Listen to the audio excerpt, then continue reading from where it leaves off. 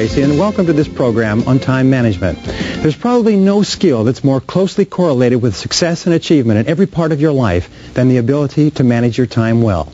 It'll bring you to the attention of your superiors faster. It'll help you to get more done in a shorter period of time. It'll make you feel better about yourself. It'll lead to faster promotions, higher status, greater pay, and everything. And in the time that we have together, I'm going to share with you some of the methods, techniques, and ideas used by the most superior time managers, men and women in every area of endeavor in America.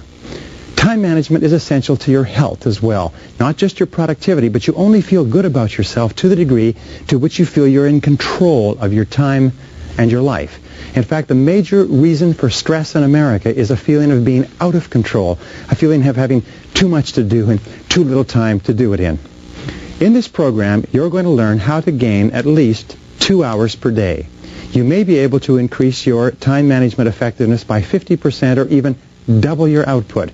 So one of the most important things that you think about, and we'll come back to this in a few minutes, is what would you do if you could increase your output by 25 or 50% per day?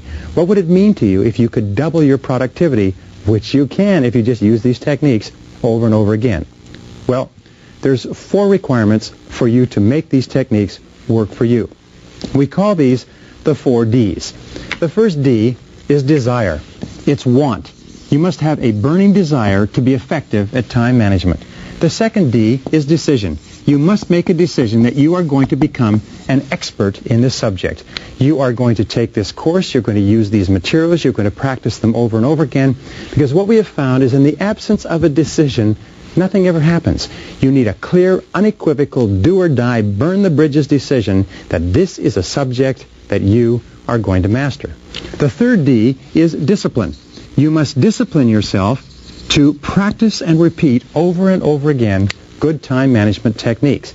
In fact, we say that time management is self-discipline in action, and the ability to discipline yourself more than anything else is going to determine your success in life. And the fourth D to become excellent in time management is determination. You must have the ability to persist. You must have the determination to keep on keeping at it, long enough until you become very, very good in this field. But I promise you this, the payoff is tremendous, because you see, time management is really life management. Everything that you do to improve the quality of your time management will improve and enhance every part of your life. You can even say it this way: the quality of your life is determined by the quality of your time management. The quality of your life will be determined by the way you use your time minute to minute, hour to hour, day to day, because your time is your life. So let's talk about a psychology of time management. How do we change our mindset in such a way that we become really, really effective at managing our time? Well, we start off with this very simple fact, is that your beliefs equal your realities. The way that you manage your time now, in fact, every single part of your life is determined by your beliefs about that part of your life. If you believe that you are an excellent time manager, that you are effective and efficient and productive and a high achiever, then you will be. However, most people have funny beliefs about time management. Sometimes they believe they're good at it when they're not, but mostly they believe that if you manage your time too well, you are not as spontaneous or as natural as normal. The fact of the matter is, the better you manage your time, the more you can be completely spontaneous and free. So the starting point of a psychology of time management is, number 1, is to recognize that your time equals your money, and your time and money equals your life. That what we're talking about here is life management, but we're also talking about money management. You notice that you can exchange time for money, and you can also pay money in order to buy time. But both time and money combined equal life or happiness. When we talk about time management, what we're talking about is having enough time so that we can be happier in every aspect of our life. We can be happier at our work, we can have more time for our relationships, more time for our health, more time for personal and professional development, more time for emotional and spiritual growth, and so on.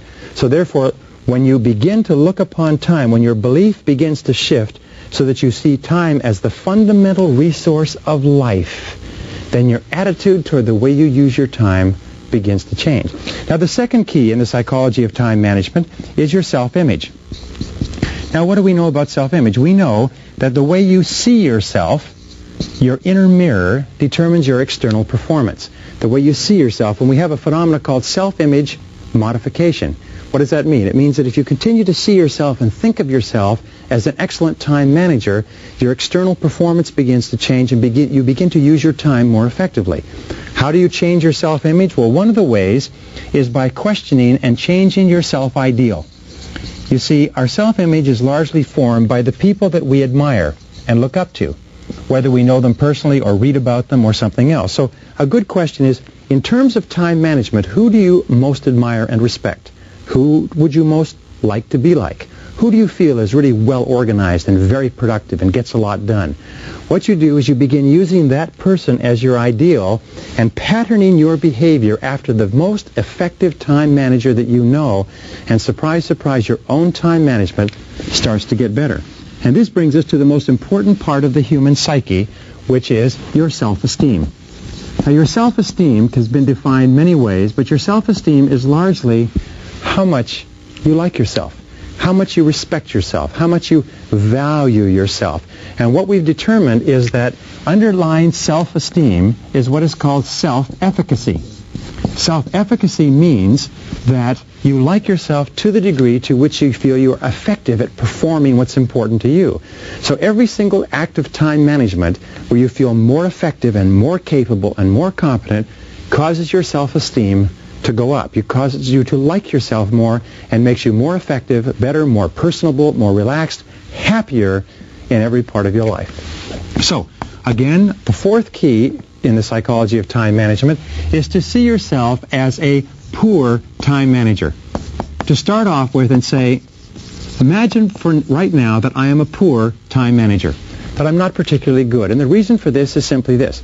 Many people, if they are convinced they already know something, make no effort to learn it. But if they're convinced that they don't know it and that there's an enormous amount to learn, they become hungry for knowledge. So imagine that you don't know very much about time management. Don't make the mistake that the unconscious incompetent does. This is the person who does not know and does not know that they do not know. This is a person who falls into the intelligence trap of the low performer. They convince themselves that they don't need to learn anything and they can't be taught anything. This is the truly hopeless case. So imagine you're a terrible time manager and that everything you're about to learn is vitally important to your success and your promotion. Number 5 key in the psychology is look upon time management as a vehicle. Time management is a vehicle. It's a tool. It gets you from where you are now in your life to where you want to go in the future.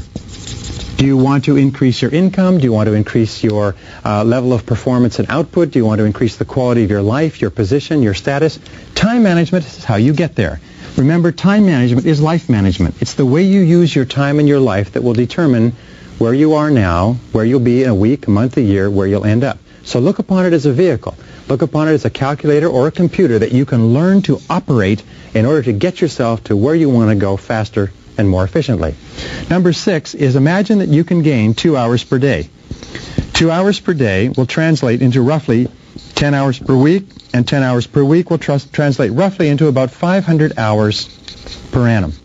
Ask yourself what you would do with a 25% increase in your productivity and performance. What would you do with the time? You see, what we know is the more you are clear about how you would use the time you would save, the more likely it is that you will engage in the activities that allow you to save the time. What would you do with a 25% increase in your time? Some people write books. Some people dramatically increase their performance and their output in their chosen career. Some people are more effective in other things that they do.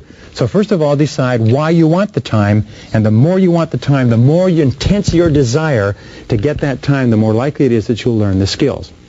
Number 7, the key to your rewards in life, both tangible and intangible, is the level of your service. You will always be paid in direct proportion to the value of your service to other people. So one of the very smartest things you can do is to always think in terms of how you can increase the value of your service. Because if you increase the value of your service, you'll increase everything else. Number 8 is to remember the difference between failures and successes is simply this, is that successes are more productive. They use their time well. Failures work the same number of hours and sometimes even more hours, but you know what happens? Is they're not very productive. They work at low-value tasks. They get very little done. The fact of life is you'll always be paid for what you produce. If you want to earn more, achieve more, you must produce more. You must concentrate on what successful people do, which is producing things that are better and more valuable than others. Number 9 is what is called the factory model. Now, the factory model simply says that a factory has 3 parts. It has inputs, it has activities, and it has outputs. And your job is to produce outputs. You will always be paid for the quality plus the quantity of your outputs. And one of the most important questions to ask yourself all the time is, what outputs have I been hired to accomplish? The great majority of people get tied up in activities, and they spend all of their days engaging in activities, but they lose sight of the outputs. The most productive people in America are intensely focused on outputs. Number 10 is that the key to motivation, to feeling terrific about yourself, to having high energy, to having high self-esteem, to have a positive mental attitude, is achievement. It goes back to self-efficacy, but whenever you achieve something important, your motivation goes up. Now, what does this mean? It means working on low-value tasks, even if you complete them, gives you no bang for the buck.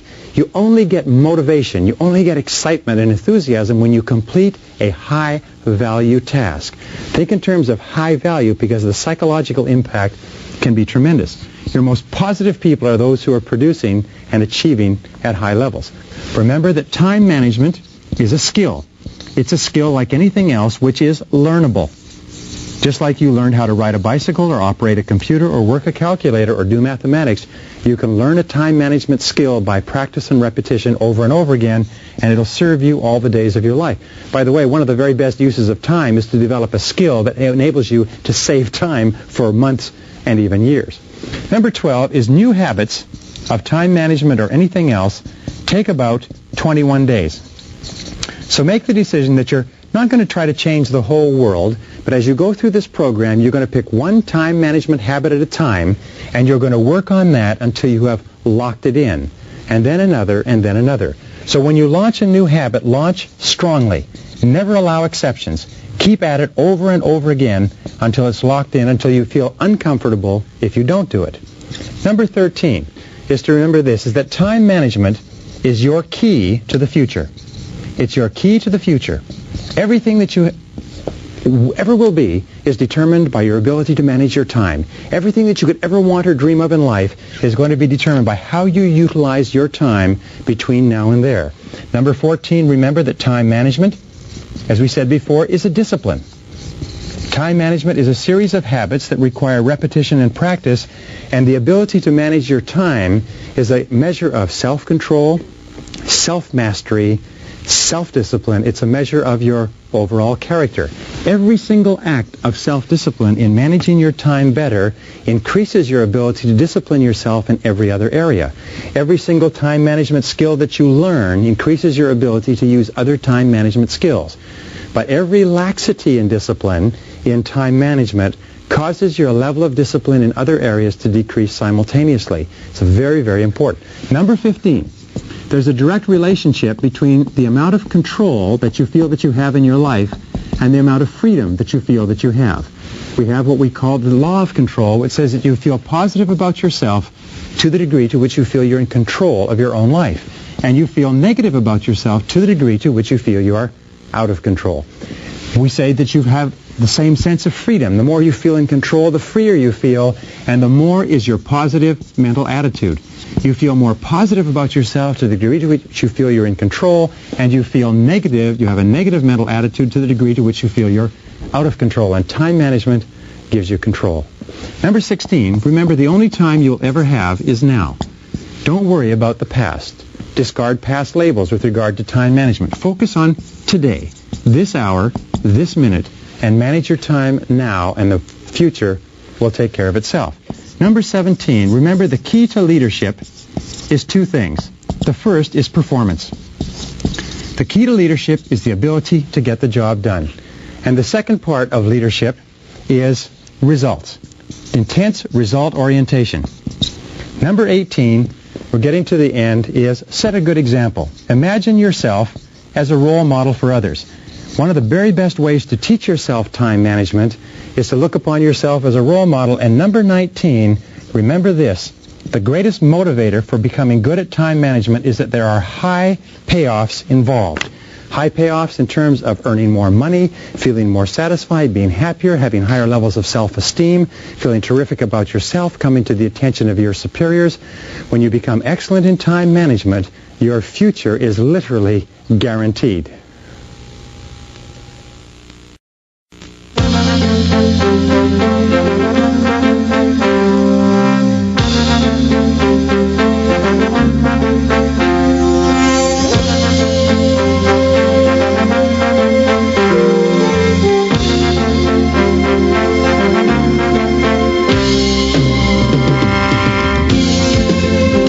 Your job is to become an expert at time management.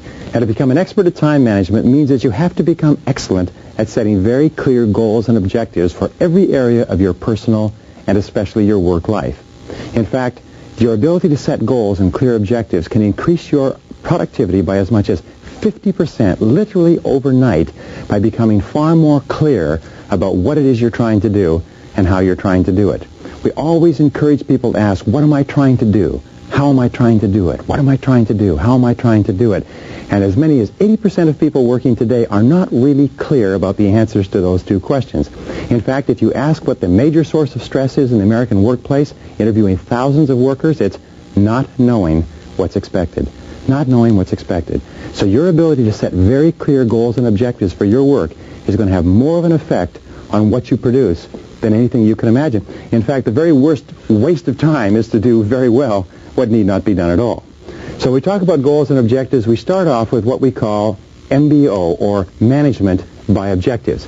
Now, management by objectives means that you keep yourself on track by working consistently toward accomplishing very clear, specific objectives that are fundamental to your success in your work and in your personal life. We start off with personal MBO, and we encourage you to set goals in 3 critical areas of your life.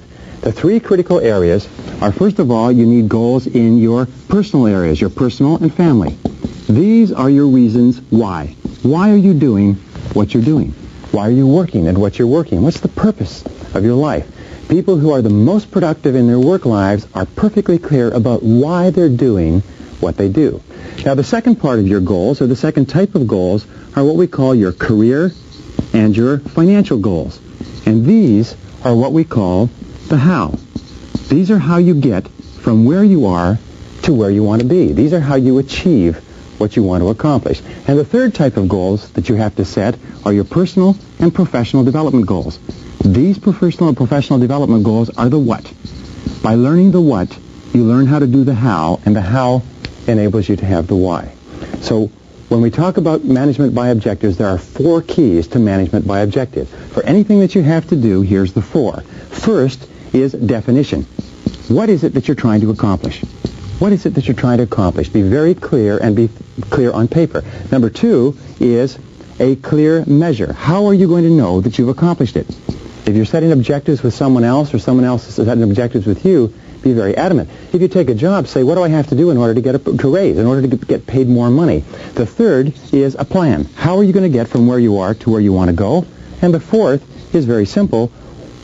What is your schedule? What is your timeline? Every goal must be time-bounded. Now, this brings us back to what we call your major definite purpose. Your major definite purpose is your most important number 1 goal.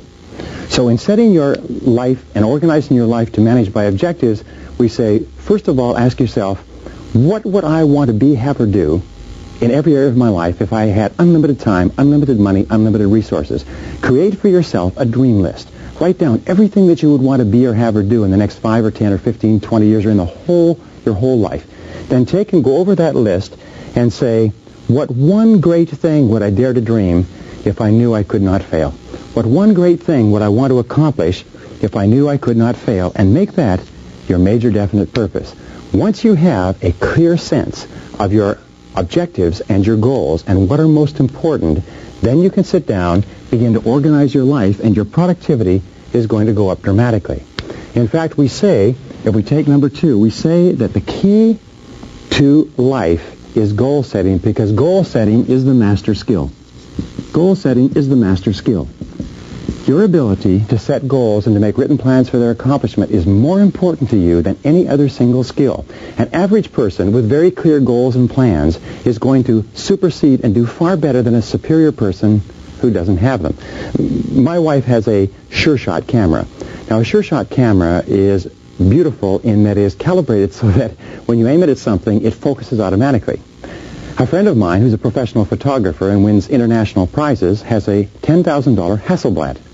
Yet my wife can take better photographs than my friend all day, every day, if my friend is not allowed to do just one thing, and that is to focus. So you find that a person who can focus with average capabilities is far more effective than a person who cannot focus, who has superior capabilities. Your ability to write out your goals and make plans for their accomplishment is the master skill of success. Now, the third key is to ask this question: why are you on the payroll? With regard to your work, why are you on the payroll? Why? What have you been hired to accomplish? If you were to go to your boss, if you were to look at your job description, if you were to look at what you are expected to accomplish every single day, why are you on the payroll? It's the fundamental question of success in the world of work. Once you answer this question, another way of asking the same question is, what are your key result areas? You have been hired to achieve a variety of results. What are your key result areas? The ability to clearly establish key result areas is to look at all the things that you have to do and pick your number one key result area, your number two key result area, and so on, is the essence of high performance. So what are your key result areas? Why have you been hired? What are you on the payroll for? What can you, and only you do, that if done really well, will make a real difference? Now, number 5 is, what are your core functions? Again, a part of managing by objectives and setting goals is to clearly define your core functions. Your core functions are the functions upon which everything else you do depends.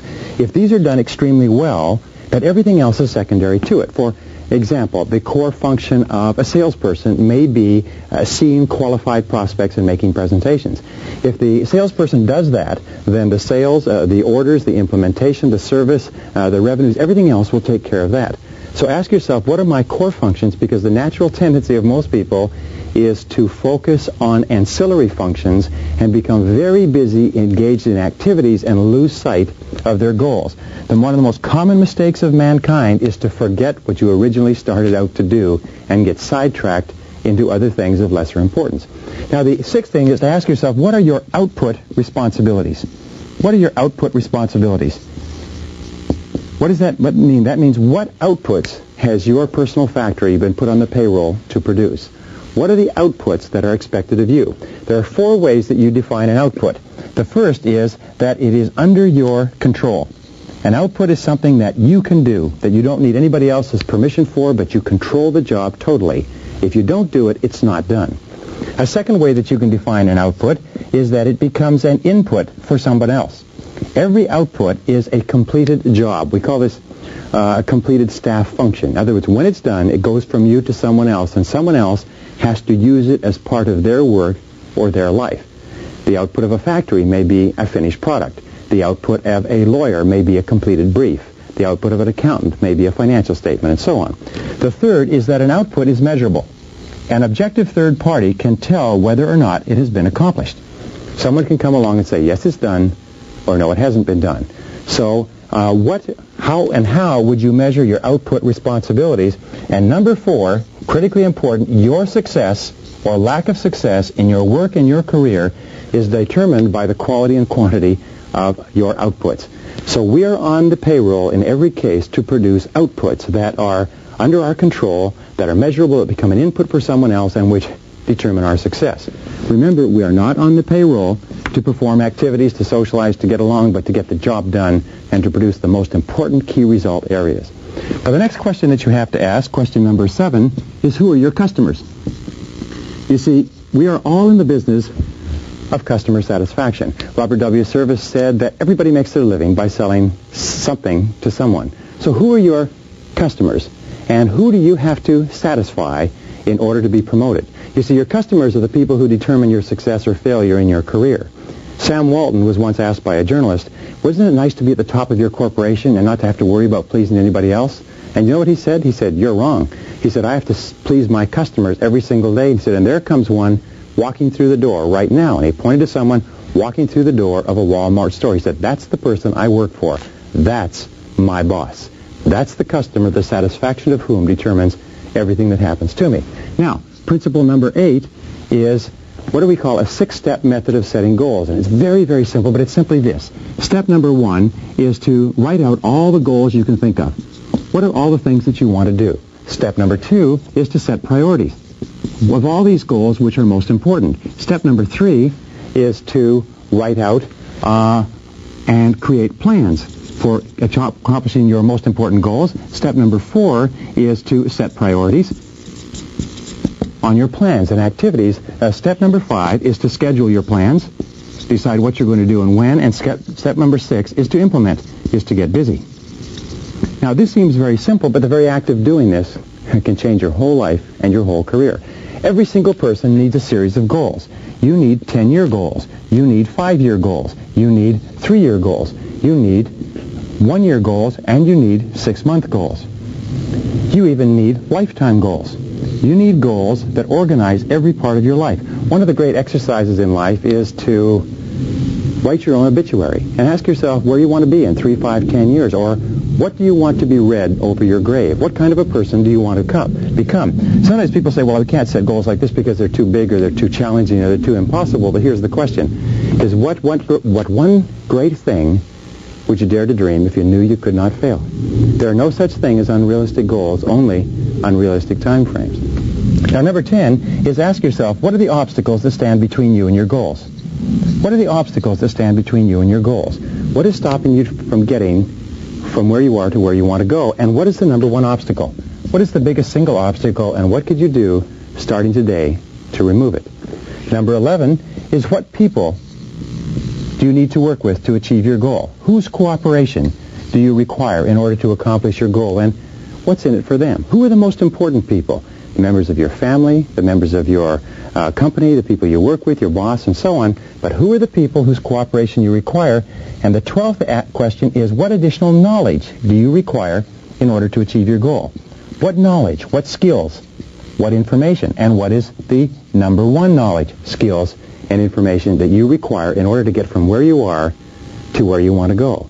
So this is it. Decide what you want. Decide the obstacle stopping you from getting it. Decide the people whose help you require. Decide the additional knowledge you need, and then schedule and implement. Number 13 is ask yourself, what is the limiting step between you and your goal? The limiting step also becomes a goal because this is what determines the speed at which you achieve your goal. This is the choke point. This is the critical factor that is the bottleneck between you and wherever it is you want to go. So what is your limiting step between where you are and where you want to be? Number 14 is the need for clarity. Now here's an important point, is the more clear you are about your goals and objectives, the easier it is for you to accomplish them. The more clear you are about what you want, the more clear your mental pictures of reality, the more likely it is that you will move step by step from where you are to where you want to go. Clarity enables you to visualize. And we know that all really successful men and women are capable of seeing the goal clearly in their mind before they realize it. The more time that you spend writing out your goal or your objective and clearly describing it, especially describing what it will look like when it's complete, the more likely it is that you will achieve it. All of our exercises, our exercise of dreaming big dreams, writing down all your goals, going through and setting priorities on the goals, making plans, setting priorities on the plans, scheduling, implementing, and so on, are all part of helping you see with crystal clarity what you're trying to accomplish. Asking questions every single day. Why am I on the payroll? What have I been hired to accomplish? What are my key result areas? What are your key result areas? What have you been hired to accomplish? If you could only do one thing in your job each day, what one thing would make the greatest contribution to your company? If you could only make one contribution or perform in one area, performance in what one single area would contribute the most to your career? Number 15 is to dream big dreams. Dream big dreams. All men and women who are really successful have gotten into the habit of dreaming big dreams and then make them come true. Make them come true. You see, the dreamers are the movers and shakers. They're the lotus eaters. They're the men and women who have made everything happen. So have big dreams for yourself. Dream about becoming a big success. Dream about moving to the top of your field. Dream about being the very best. Dream about being excellent in your chosen field. And finally, the final point on goals is this, is to write and rewrite your goals every day. Every single day, write a clear statement of what it is you want to accomplish, where you want to go, what you want to do.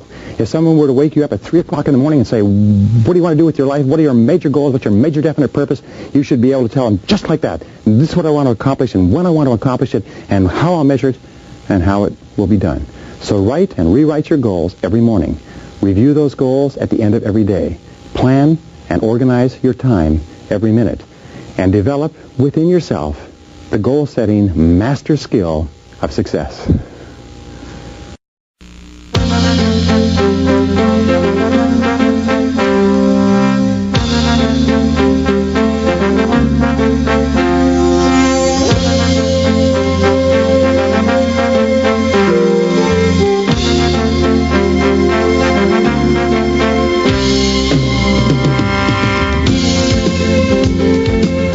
Once you have clear goals and priorities organized in order of importance, your ability to set priorities and to stick to those priorities is absolutely essential to your personal and professional effectiveness. In this session, we're going to talk about the key ideas and rules that you can use in order to set priorities and to get more done. Recently, in a study of 104 chief executive officers, they asked them what were the qualities that would be most likely to put a young person onto the fast track in his or her career. And the number one quality agreed to by more than 85% of the executives was the ability to set priorities, the ability to select the relevant from the irrelevant. And I've discussed this with thousands of managers over time, and you know what I found out is they all say the same thing. Their biggest source of frustration is people who are not working on the most important use of their time. So let's talk about some of the keys to setting priorities. Key number one is what is called the 80-20 rule. Now, everybody's heard about the 80-20 rule. It's called the Pareto principle. It was developed by an Italian economist named Vilfredo Pareto in 1895, and what he discovered is over a large enough number of samples that 20% of what you do accounts for 80% of your results. 20% of your customers account for 80% of your sales. 20% of your products account for 80% of your profits. 20% of your transactions require 80% of the time involved. So the 80-20 rule says to Pareto everything, is to always be looking at what you have to do and say, what are the 20% of the things that I do that are most important to my success, both in the short term and in the long term? Look at your whole company. Look at all of your activities. What are the 20% of the things that you do that give you the greatest bang for the buck? Now, the second key to setting priorities is to distinguish between the urgent and the important. Now, this is one of the most important of all concepts, and it simply says this, is that there are 4 different types of things that you do on a daily basis, and you can divide them into 4 quadrants. If you take these 4 quadrants, you find that there are things that are urgent and things that are not urgent, and there are things that are important and things that are not important. Now, the first quadrant is quadrant 1. These are the things that are both urgent and important. Telephones ringing, people coming in, mail, a temporary crisis, problems, interruptions, and so on. Most people spend most of the time working in the area of the urgent and apparently immediately important. The second quadrant are the things that are important but not urgent. The third area are the things that are urgent but not important. For instance, somebody calling you, but it's not a particularly important thing. And the fourth area are the things that are neither urgent nor important. What is it that the average person does and that you have to get free of? Well, they work in quadrant number 1 all the time because these are pressing.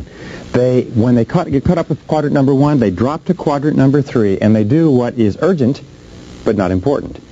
If they get caught up with quadrant number 3, they relax and pay themselves off by doing things in quadrant number 4, things that are neither urgent nor important. However, it is in working more in quadrant 2, doing the things that are important to your career and to your life, but which are not particularly urgent, that you can increase your effectiveness dramatically.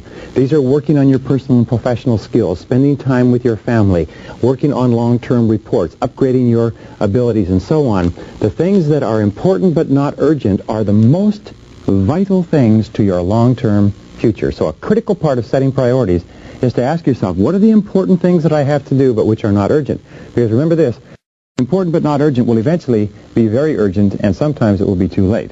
The third key to setting priorities is to ask yourself, what are your personal values? One of the things that we know is you always have to be working at goals that are congruent with your values. So when we talked about goals, we talked about what are your most important goals. With regard to values and priorities, you have to say, what is most important to me? What do I believe in? What do I stand for? Why am I doing what I'm doing? And you'll find that high performance comes when your goals and your values are congruent, and low performance comes when your goals and your values clash with each other, when you're working at something that is inconsistent with what is really important. And this brings us to number 4 key in priorities. What are your unique strengths? Again, when we look at the most effective men and women in our society, we find that every one of them has taken the time to think through what they are particularly good at. What are you particularly good at? What are the strengths and abilities that have led to your success in life to date? What is it that you do easy that comes difficult to other people? What are you especially good at doing? Leaders are those who deploy themselves carefully, and they only work in areas where they can employ their unique strengths to their highest levels of excellence and distinction. So question number 5 is, looking around you, what are you better at than other people? Of all the things you do, what are you better at? What are you really good at doing? Where do you make a significant contribution in your work? And where could you become better in order to make an even greater contribution to accelerate your career even faster? Now, number 6 is what we call your area of mastery. We have to ask yourself this. What is it that you can become really outstanding doing? One of the things we know is that high-performing men and women are very, very good at one or a few things, and they do more and more of those, and mastery, competence, leads to high productivity. What is a top priority with regard to the spending of your time? I'll tell you what it is. It's spending time becoming better at the things that are most important that you do. Spending time learning how to be really, really good at the critical things you do can lead to payoffs that are absolutely extraordinary. Remember, the top 1 or 2 or 3% earn 5 or 10 or 20 times the average because they're very, very good at a couple of things. So one of the ways that you set priorities, saying, what could I become really good at? Number 7 is ask, what are your high-value activities? What are your high-value activities? What are the things that you and only you do in your area of operation, your work, your responsibilities, that really contribute high payoff to your company? Your high-value activities are the answers to the question, why am I on the payroll? What have I been hired to accomplish? What are my key result areas? And here's an important point. Never give in to the temptation to do small things first. Never give in to the temptation to clear up little things when you still have valuable things to do. Number 8 is, how do you use the ABCDE system in order to dramatically increase your ability to produce? Well, the ABCDE system is taught in all time management courses and basically says this, is that your A jobs are your must jobs. There's serious negative consequences if you don't do these things. Your B tasks are your should jobs. They're important, but the negative consequences for doing them are not that serious. Your C jobs are the things that are nice to do. And we have a concept called completion by deletion. Completion by deletion means delete the things that are nice to do so you have more time to work on the A's and B's. The D tasks are the tasks that you delegate. And the E tasks are the tasks that you eliminate. Now, eliminating tasks is one of the fastest ways to increase your productivity. So you ask yourself, what are the things you can eliminate? What are the things you can delegate? What are the things you can delete? And you'll find that your A task will almost invariably be the 20% of things that will account for 80% of what you do. Number 9, and this is the key question in time management. Always ask yourself, what is the most valuable use of my time right now? What is the most valuable use of your time right now? Most important question in time management. It keeps you on track, keeps you working steadily in the direction of your highest capability to perform. Keep asking, what's the most valuable use of my time right now? Then do only that thing.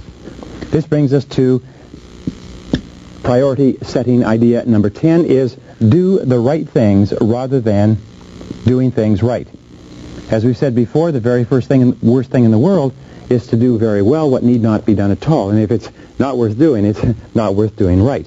So do the right things. How do you do the right things? You go through this process and you keep asking yourself, what are the things that I must do? What are the things that have the greatest possible consequences?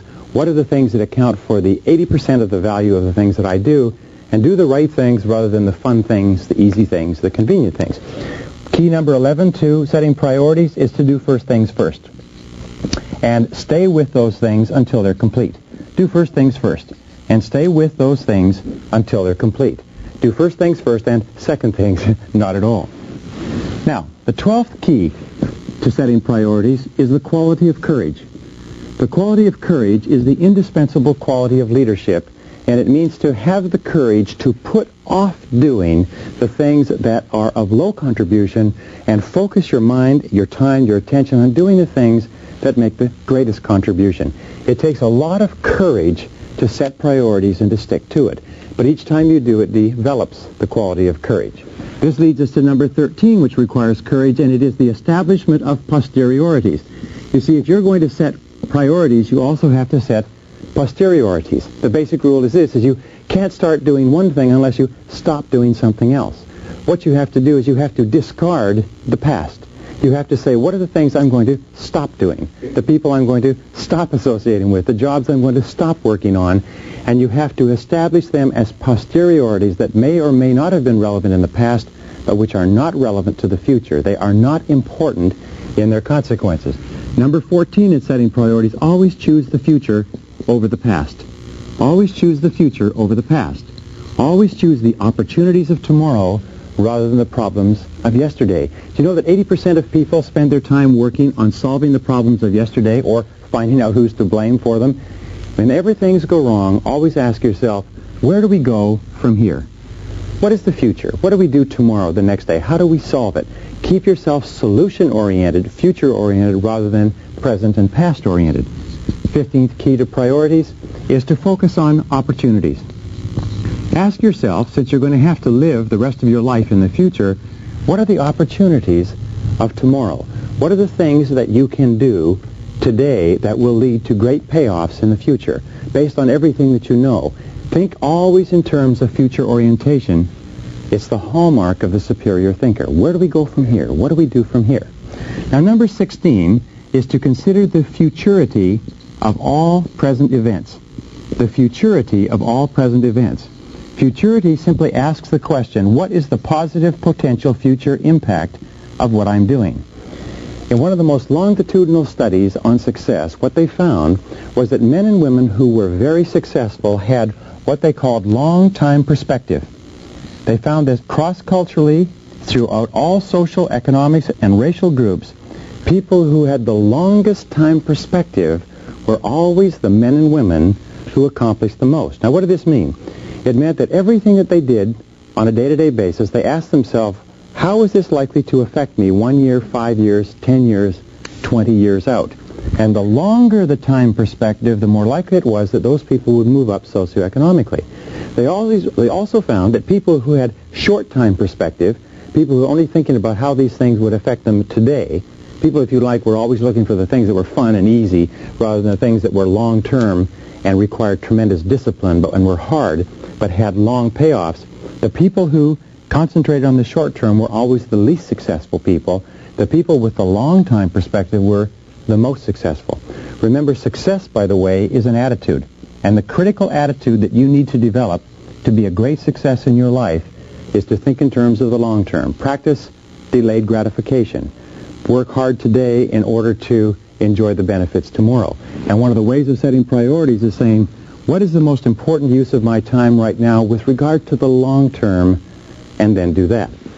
Number 17, remember this, there's always enough time to do the important things. We say there's never enough time to do it right, but there's always enough time to do it over. The fact is there's always enough time to do the important things. A person says, I don't have enough time, is a person who has really not thought. So ask yourself this question. What would you do with your time if you only had 6 months to live? What would you do with your time if you only had 6 months to live? You would find that your mind would become wondrously clear, as Samuel Johnson said, and it would be very clear to you what is really, really important. An exercise we put our people through in our seminars, we say, what would you do if you only had 6 weeks to live, or 6 days or 6 hours or 60 minutes. You see, when you begin to really look at your life, you'll find that there's always enough time to do the important things, but the critical thinking skill is to look at your work and do what Thomas J. Watson said, founder of IBM, think. Think about your work before you begin. Think about your work before you begin. Now, number 18 is to always be upgrading and downgrading your posteriorities and your priorities. You see, something which was very, very important to do today or yesterday may not be important tomorrow. So always be asking yourself, what are my priorities today? What were they yesterday? What need I do more of? What need I do less of? We have a natural tendency to do what is fun and to do what is easy. We have a natural tendency to do what is small and irrelevant because it's enjoyable. But the key to success is to be upgrading some tasks and downgrading the others. And finally, number 19, a key question. We call it the 1-month question. With regard to your work, ask yourself every single day before you begin this simple question. And the question is, if you were called away for an entire month and you had to leave tomorrow, what one thing would you get done before you left? Once you've written that down and thought about it, then ask yourself, if you had just enough time to do one more thing, what would it be? And then write down that. And if you do this, you'll be working on your top priorities all.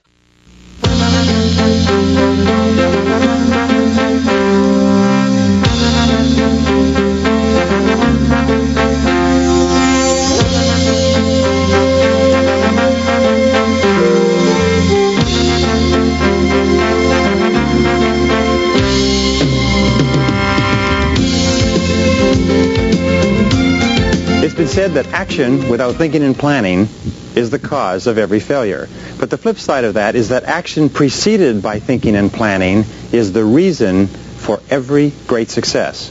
Everything we've talked about up to now, preparing yourself mentally to be an excellent time manager, making the decision that that's what you're going to do, setting very clear goals and objectives and organizing them on the basis of priority, and then setting priorities and determining the activities you're going to engage in leads us to planning and organizing your time and your activities so that you can get the most done.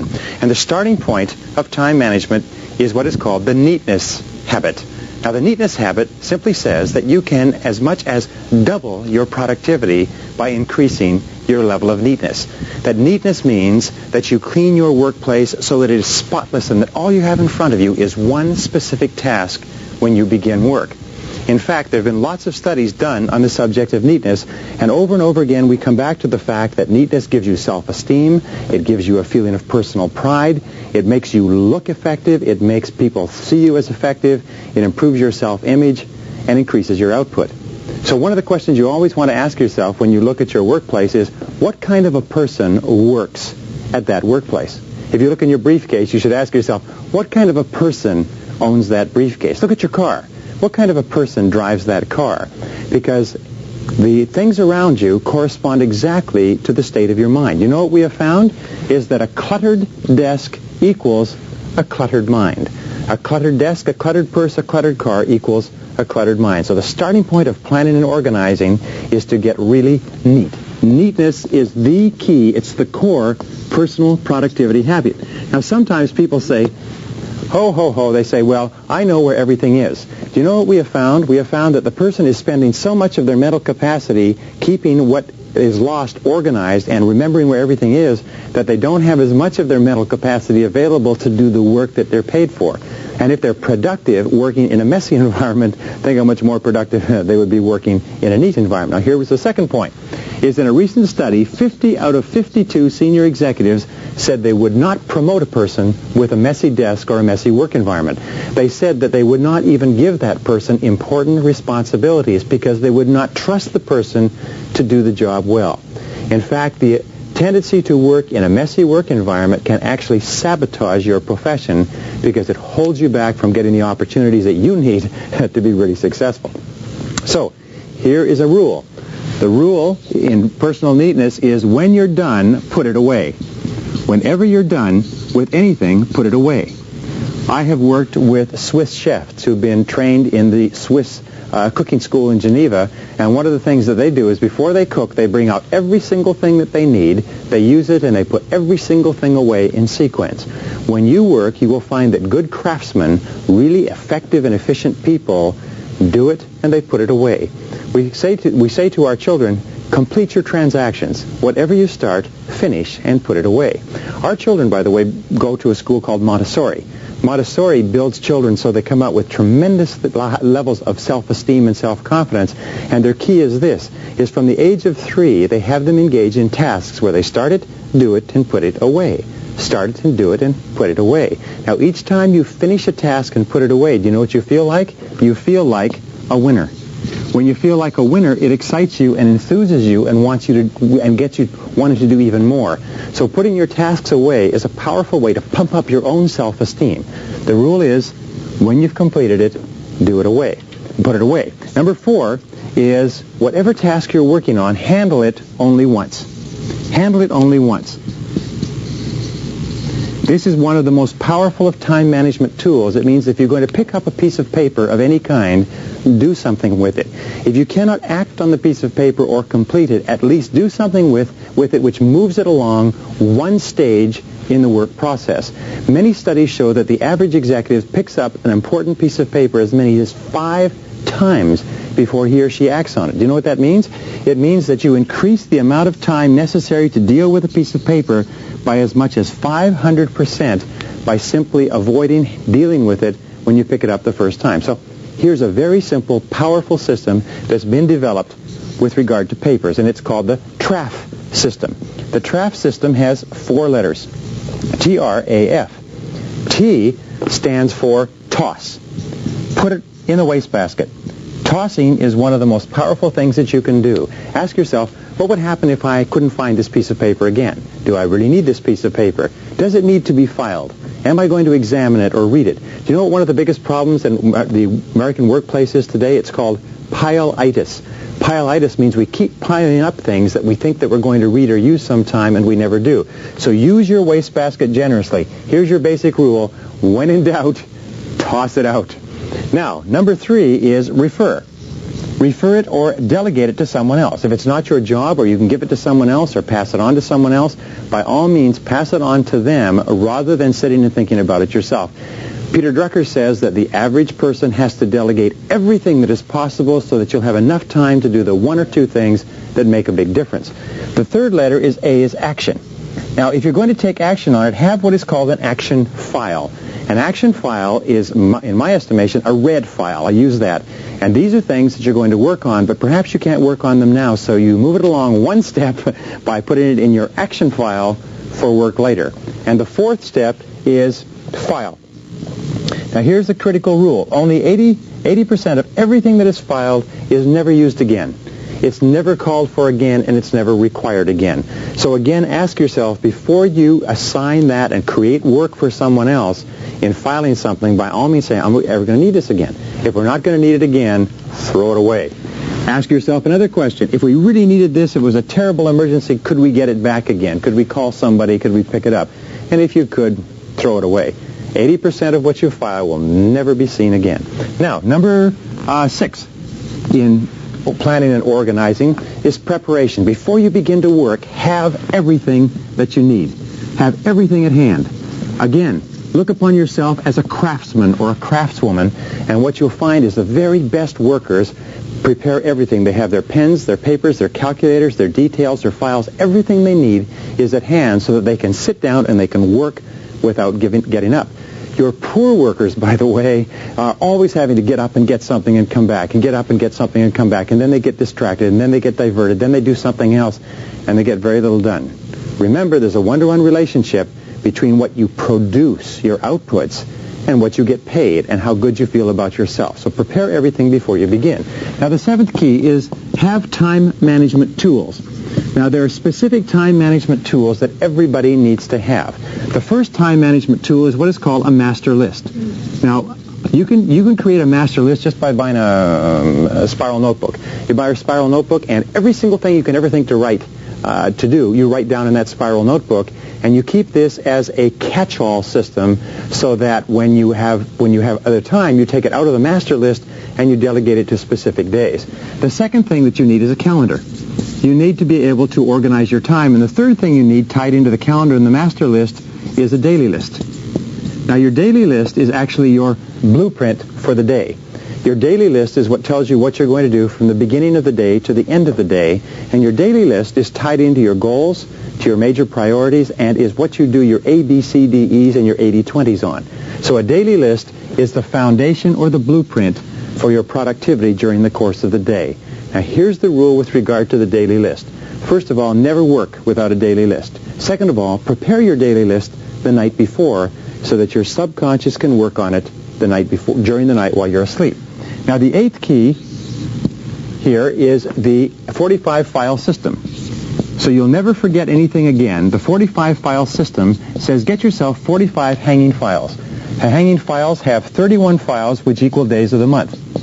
They have another 12 files, which equal months of the year, and there is another 2 files, which equal years. This equals a total of 45 files.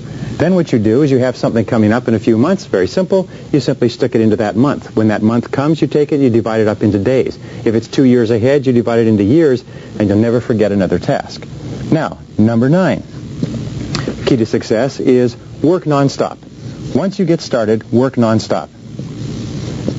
Put your head down and say, I will work now, and put your head down and keep on working until you get it done. You can set yourself, as we say, little rewards. Give yourself a reward for completing the task.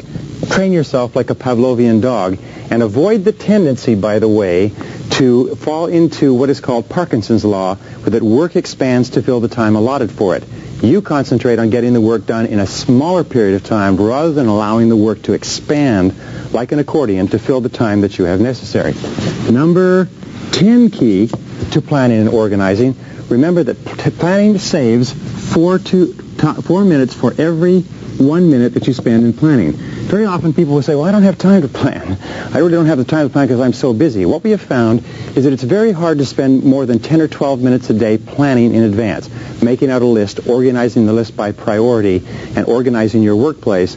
But for every minute that you invest in planning, you'll save 4 in execution. Sometimes you'll save 10 or 20 or 30, but what this means is you can get a 400% to 500% return on energy, return on your energy invested by planning. Number 11, use a organized filing system. Now here's an interesting point.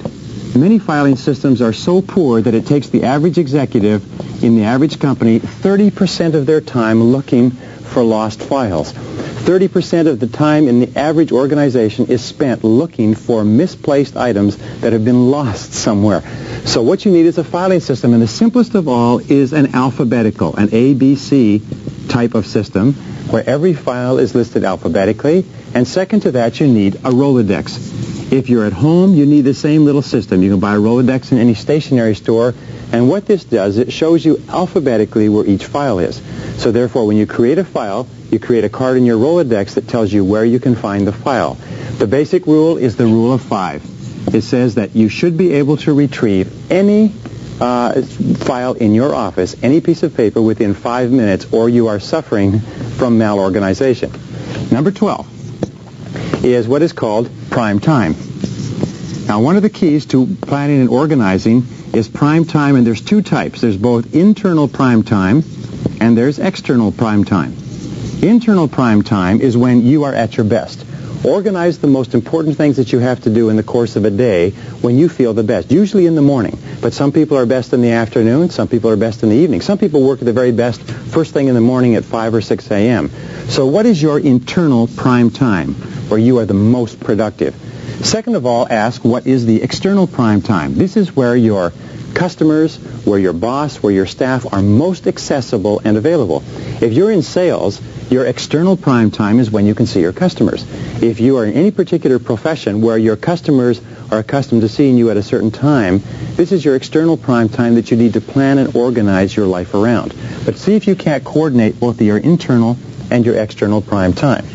Number 13 idea is what is called your to-do list. Now, we talked about the daily list, and this is just a slight expansion on it, but what it says is this, is that people who work from lists are 25% more productive than people who do not work from lists. Never do anything without writing it down on your to-do list. If you're going to go shopping, make a list. If you're going to go to the office, make a list. The most productive time managers in America are inveterate list makers. Make it to the point where people make fun of you, but always be working from a to-do list. Never start work, even on your action file or anything else, without making a list first, organizing the list, and starting on the most important item in the list. Number 14 idea is what is called the 30% rule. The 30% rule is always allow yourself 30% more time than you expect for any task. You'll find that very productive people are not people who are in a panic or working very hard. They are people who have allowed themselves enough time to do the job and to do it right. Never plan your appointments back-to-back, one after another. Estimate how much time it will take you and then give yourself 30% more. You'll be amazed at how much more productive you are. Number 15, remember this, is that planning reduces stress. One of the greatest problems that we have in the workplace today is stress, and the primary reason is because we feel out of control of our work and out of control of our environment. Remember, the very best way to get yourself into control is to plan and organize your work in advance. The most effective and productive people are those who have the very best plans and are working the plans. And finally, number 18, remember this, practice makes perfect. Practice makes perfect. That even if you're not a particularly good planner now, planning is a skill that is very simple. It's sort of like a bicycle.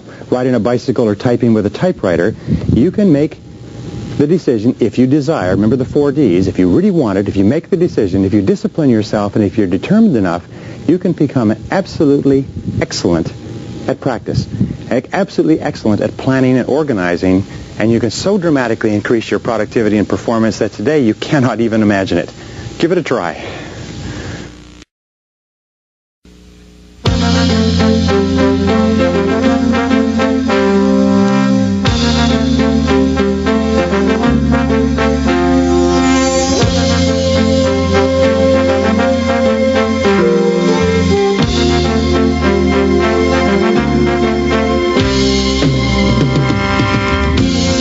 If you really want to be successful, if you really want to go all the way to the top in your profession, then you need to develop the ability to get results. In every single study of high-performing men and women, we find that intense result orientation goes hand in hand with big payoffs in life. You see, it's not how much time you put in or the activities that you engage in or how sincere or how intelligent or competent or capable or anything else. It's only what you produce, the results that you get from the time that you put in, that counts in determining your rewards, not only your psychic rewards, how good you feel about yourself, but your financial rewards.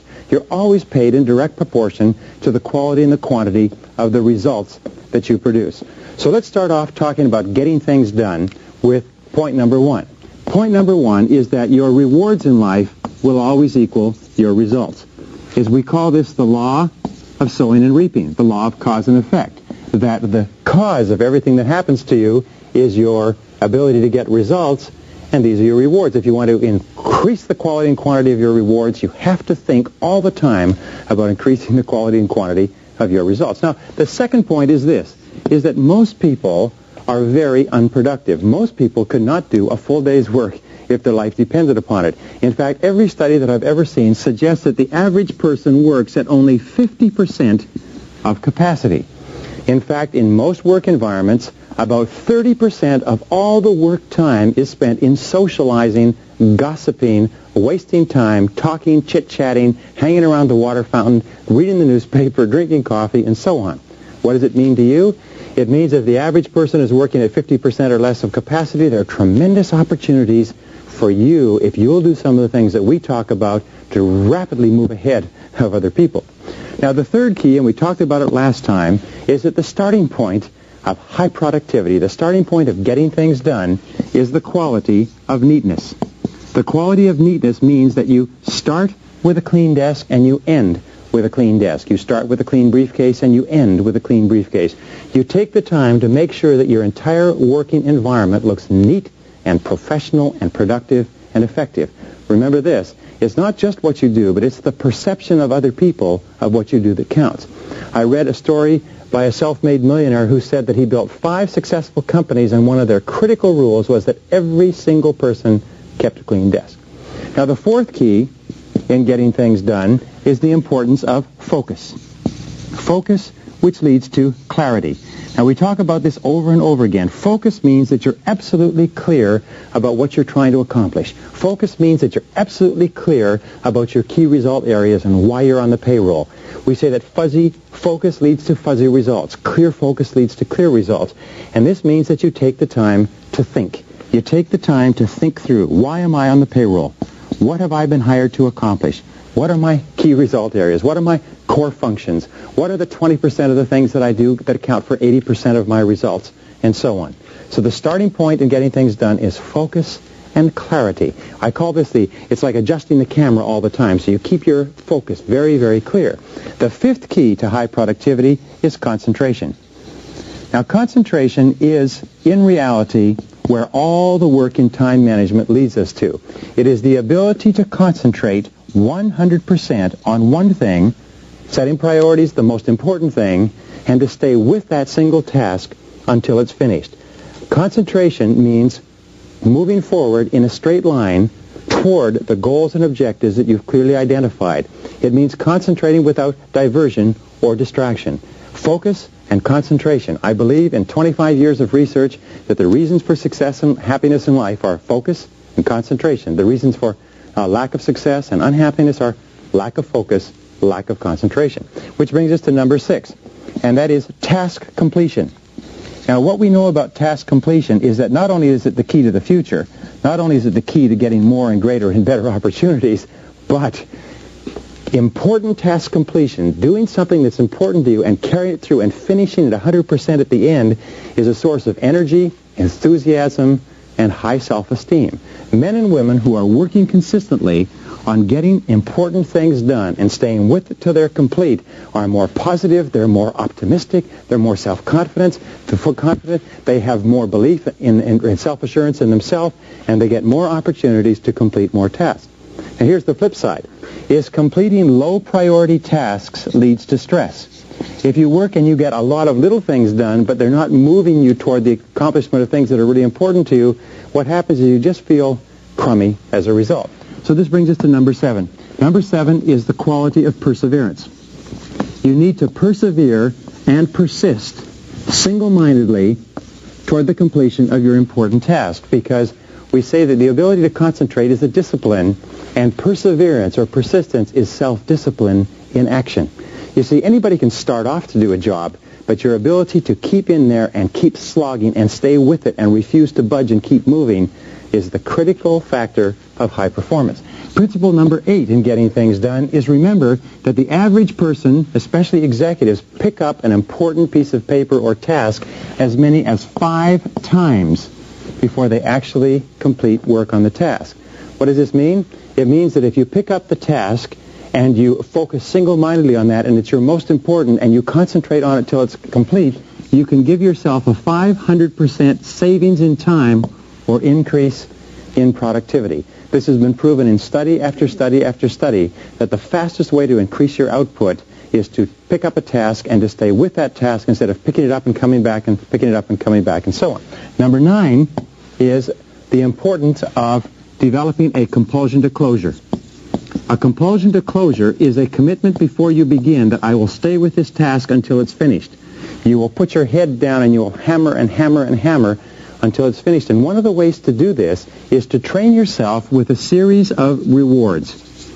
What we found over and over again is that really high-performing men and women are those who are capable of establishing a series of rewards for each milestone in the completion of a major task. And what they do is they trigger a conditioned response, almost like Pavlov's dog, where they fed them a piece of meat and the dog salivated and they rang a bell at the same time. And if they repeated this often enough, pretty soon when they rang the bell, the dog salivated.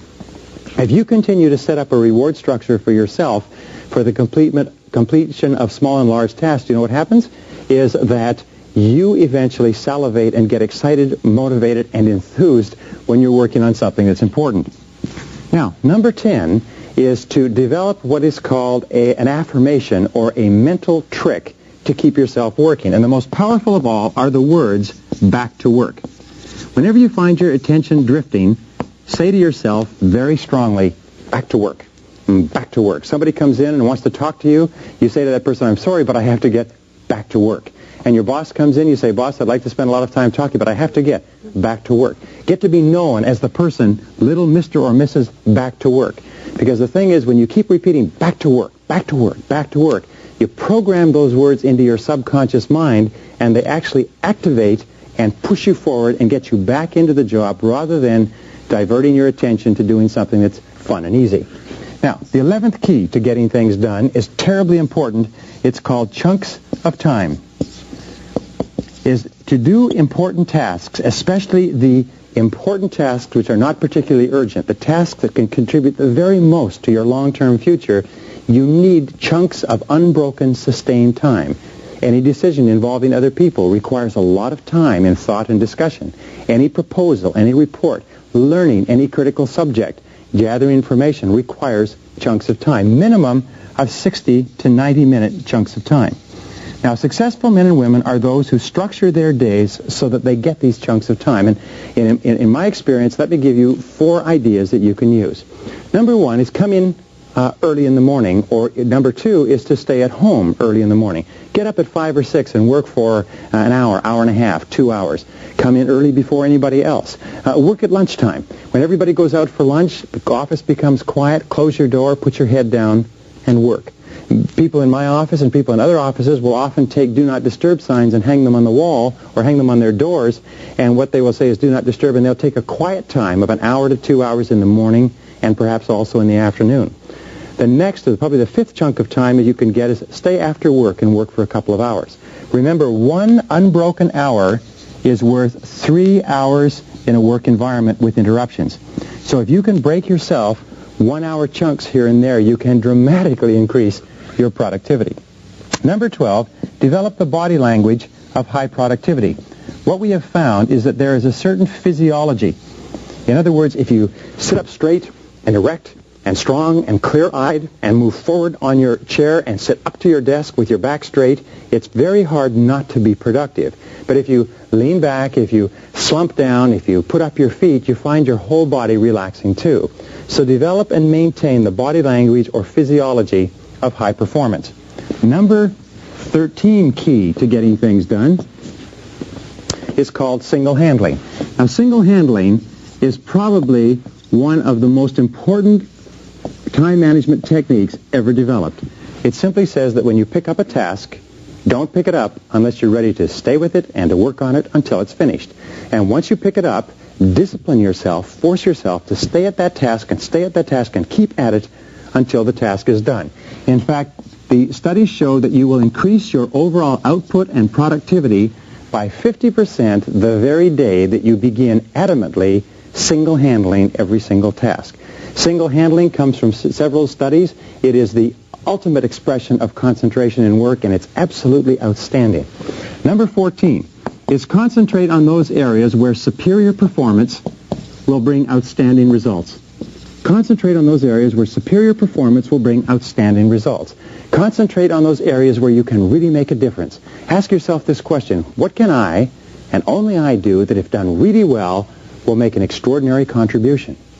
Ask yourself, what can I and only I do that if done really well will make an extraordinary contribution to my work, to my life, to my company, to my health, to my happiness, to my future, to my finances? But always concentrate on the 1 or 2 small areas where if you do a terrific job, it makes a tremendous difference. We say in marketing, fish for whales. If you're in marketing or sales, ask yourself, what customers, if we could get them, what sales, if we could get them, would make an extraordinary difference to the success of our companies. And concentrate on the whales, the areas of greatest opportunity and possibility in your work and personal life. The 15th key is concentration of power. Now, concentration of power is an expression that comes from military terms, and it also comes from time management. It's also called the principle of the mass. And what it says is that you take all of your resources and you put all your resources together and you concentrate them single-mindedly on a single point. In fact, you'll find that every extraordinary achievement in the history of mankind has come about as the result of an individual or group of individuals being able to concentrate their powers into the critical point that makes all the difference. So concentration of power is a habit of mind. Where and in what way can you concentrate your power to achieve the very most? Number 16 is always concentrate on strengths. According to Peter Drucker's work on effectiveness, one of the top 5 management techniques for effectiveness is to concentrate on strengths rather than on weaknesses. Now here's an important point, is you have, as an individual, specific strengths and potentials that if you develop them to their full extent, you can accomplish anything you want in life.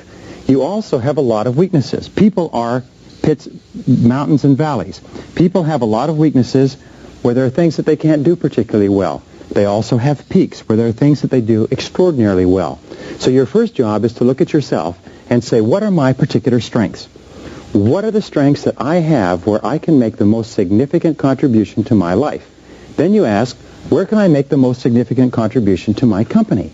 Where can I make the most significant contribution to my family and to my long-term future? Then you say, what are the significant opportunities in my work environment? What are the significant opportunities for increasing revenues and decreasing costs? What are the significant strengths of other people? And how could those people be deployed usefully? There's a basic rule that says that a weakness is merely a strength inappropriately applied. Very often you're applying your strengths inappropriately too. Number 17 is set deadlines on everything that you have to do.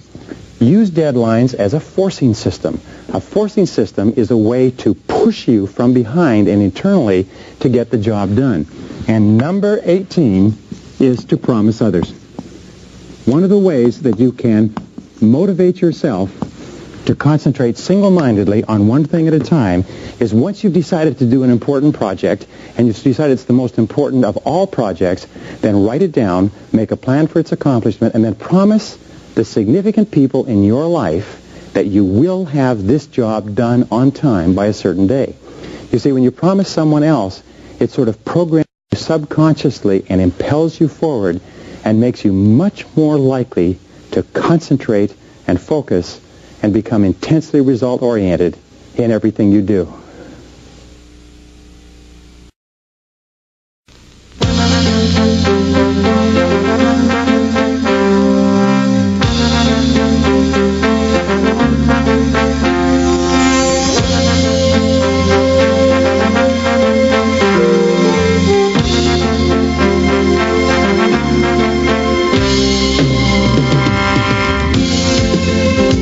Experienced you become in your job, and the more effective you become at time management, the more likely it is that you're going to be assigned multi-task projects.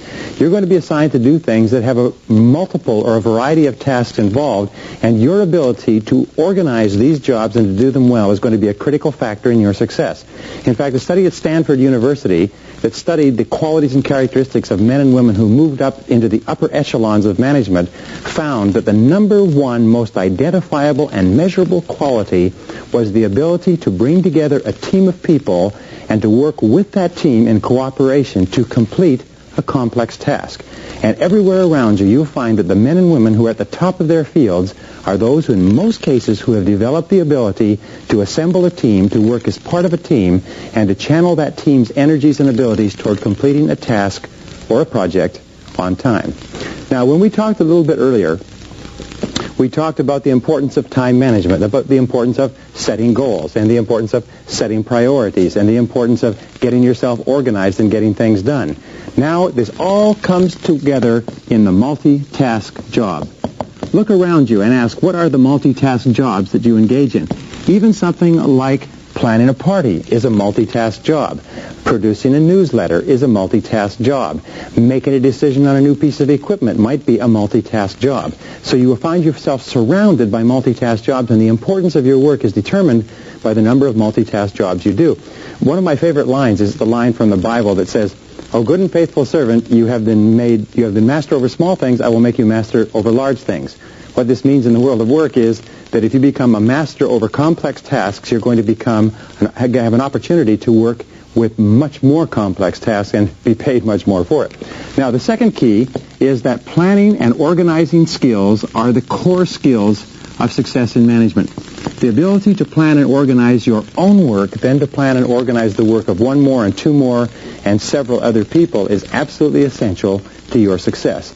And your ability to plan and organize effectively and well all comes to bear in these complex tasks. So here's how you perform a complex task. Here are the basic rules. Number one, define the ideal results. Define the ideal results. Ask yourself, if we performed this task to distinction, what would the result look like? What would the result accomplish? What would the result achieve? And define the ideal results, point of view of the person or persons who have to use what this team produces. If you're producing a product, say, what would our customers say if we produced the perfect product? If you're putting together any kind of a strategy, just always say, what would be the ideal results? And here's the key. Start with the goal and work back. Start with the goal and work back. This has been the key to successful business building and project management for years. Define the goal and work back from the goal to the present time. Well, point number 4 is to set a deadline. Once you've determined exactly what the ideal project will look like, set a deadline and determine the date upon which the project will be complete. One of the things that I suggest, by the way, is build in a fudge factor.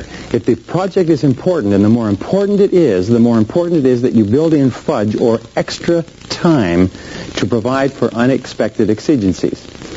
Number 5, once you've set a date and a deadline and you define the goal, make a complete list of everything that has to be done, every single activity that has to be completed in order to complete the job. Start with the very last thing that will happen just before the job is done. What's the second to the last thing? What's the third to the last thing? And work all the way back to the present day to work out a complete list of every single activity so that you have a roadmap. When this roadmap is complete, the job will be done in its entirety.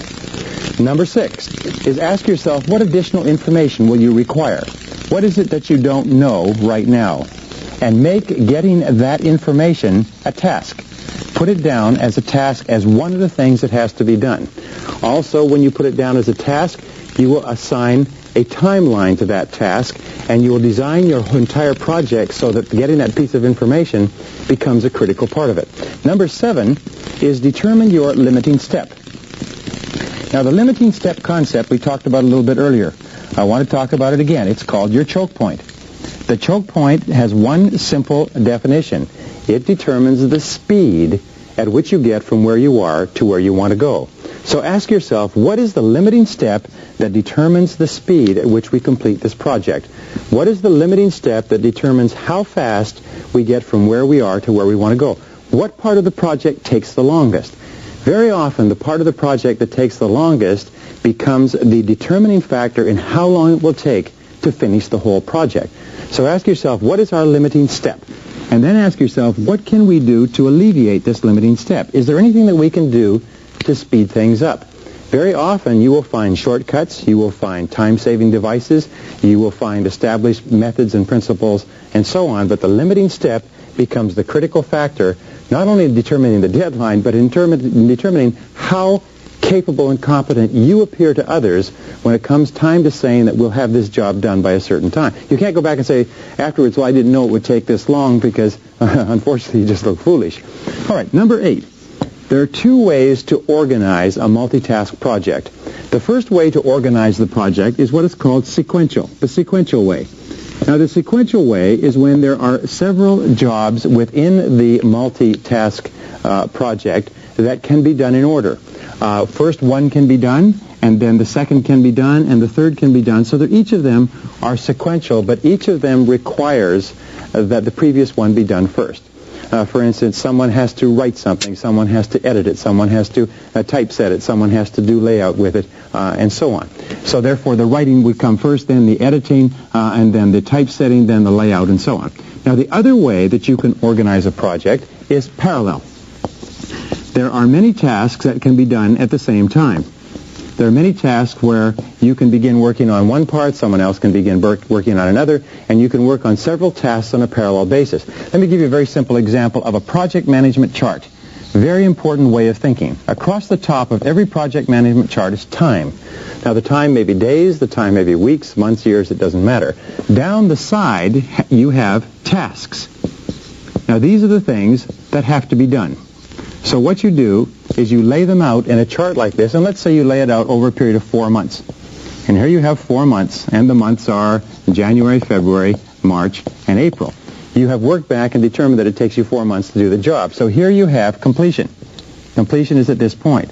You then work the task back, and you can find that these are the different things that have to be done over the course of this particular task. When this is done, this can be done at the same time. When this is this way far along, this can begin. These two can work parallel. Some cannot be started until others are done, and so on. But by laying it out like this, suddenly you have a perfect picture of what is necessary to be effective in completing this task. Now, the 10th critical point, once you have this organization chart, is to assign and delegate. Assign and delegate, which means that you bring your team together, and the very best way to do this is through discussion and dialogue, talking about what needs to be done, dividing it up, have people take different parts of the task, but assign every single one of the individual parts of the task that need to be done, and delegate it, and delegate every single one with a deadline. And your deadline is for completion, and your deadline always contains a fudge factor. When you assign and delegate parts of the task, build in what is called a review process. That means time and place where you will check and see how well they're doing. It may be once a week, it may be every Wednesday, it may be every 2 weeks, but a review process is absolutely essential. If the project is worth doing, it's worth reviewing on a regular basis. Number 12, the key to successful project management, and many people say that this is the crux of it, is ask yourself, what could go wrong? What could possibly go wrong? What are all the things that can possibly go wrong? Now, here's where you have to take into consideration Murphy's Laws. There are 5 Murphy's Laws. You're familiar with the first 2. The first of Murphy's Law says that whatever can possibly go wrong will go wrong, and that will be true in a project. The second is that of all the things that can possibly go wrong, the worst possible thing will go wrong. So you ask, what's the worst possible thing that can go wrong here? The third of Murphy's Law is no matter how much time you allocate, it takes longer than you plan. The fourth is no matter how much money you allocate, it costs more than you expected. And the fifth of Murphy's Laws is before you do anything, you have to do something else first. So take those 5 laws into consideration when planning, and never expect to violate the laws, because that will just lead to foolishness and embarrassment. Remember, your success is determined by how well you do these projects. Number 13 is ask yourself, what are all the problems that you're likely to have in the course of putting this program together? Engage in what is called crisis anticipation. Crisis anticipation is something that project leaders and successful executives always do, and they say, what are all the crises or unexpected reverses that could occur, and then have a plan B. A plan B is an alternative plan that you have to fall back on in the likelihood that your worst possible things could possibly happen. Always be ready with a plan B. The most successful men and women alive are those who have already developed an alternative before the rubber hits the road, before the vehicle hits the wall, if you like. Number 14 is use what is called a storyboard. Now, a storyboard is a visual representation of a particular project that was developed by the Walt Disney Corporation, and it's absolutely an outstanding way of increasing your effectiveness. Take a large board. You can use a cork board. You can use a visual board. What I have found is you can now use stick-on notes as part of storyboarding, and take what is called and put a header. And the header is the name of the project. Below the header have subheads, and each of these subheads is a part of the project. You can have as many as you need, but below each of the subheads there is a task, and there's a series of cards underneath here. Now, sometimes these tasks can be in different colors so that they can be assigned to different people. And what you do is you then put pictures up here, and these pictures or these numbers or these tasks can then be moved around. They can be moved around so that you have more under one or you have larger ones under another, but you have a visual picture of how the project goes together. Sometimes you can have a storyboard that shows them in sequence, and these will be timed sequence. These may be months. These may be people.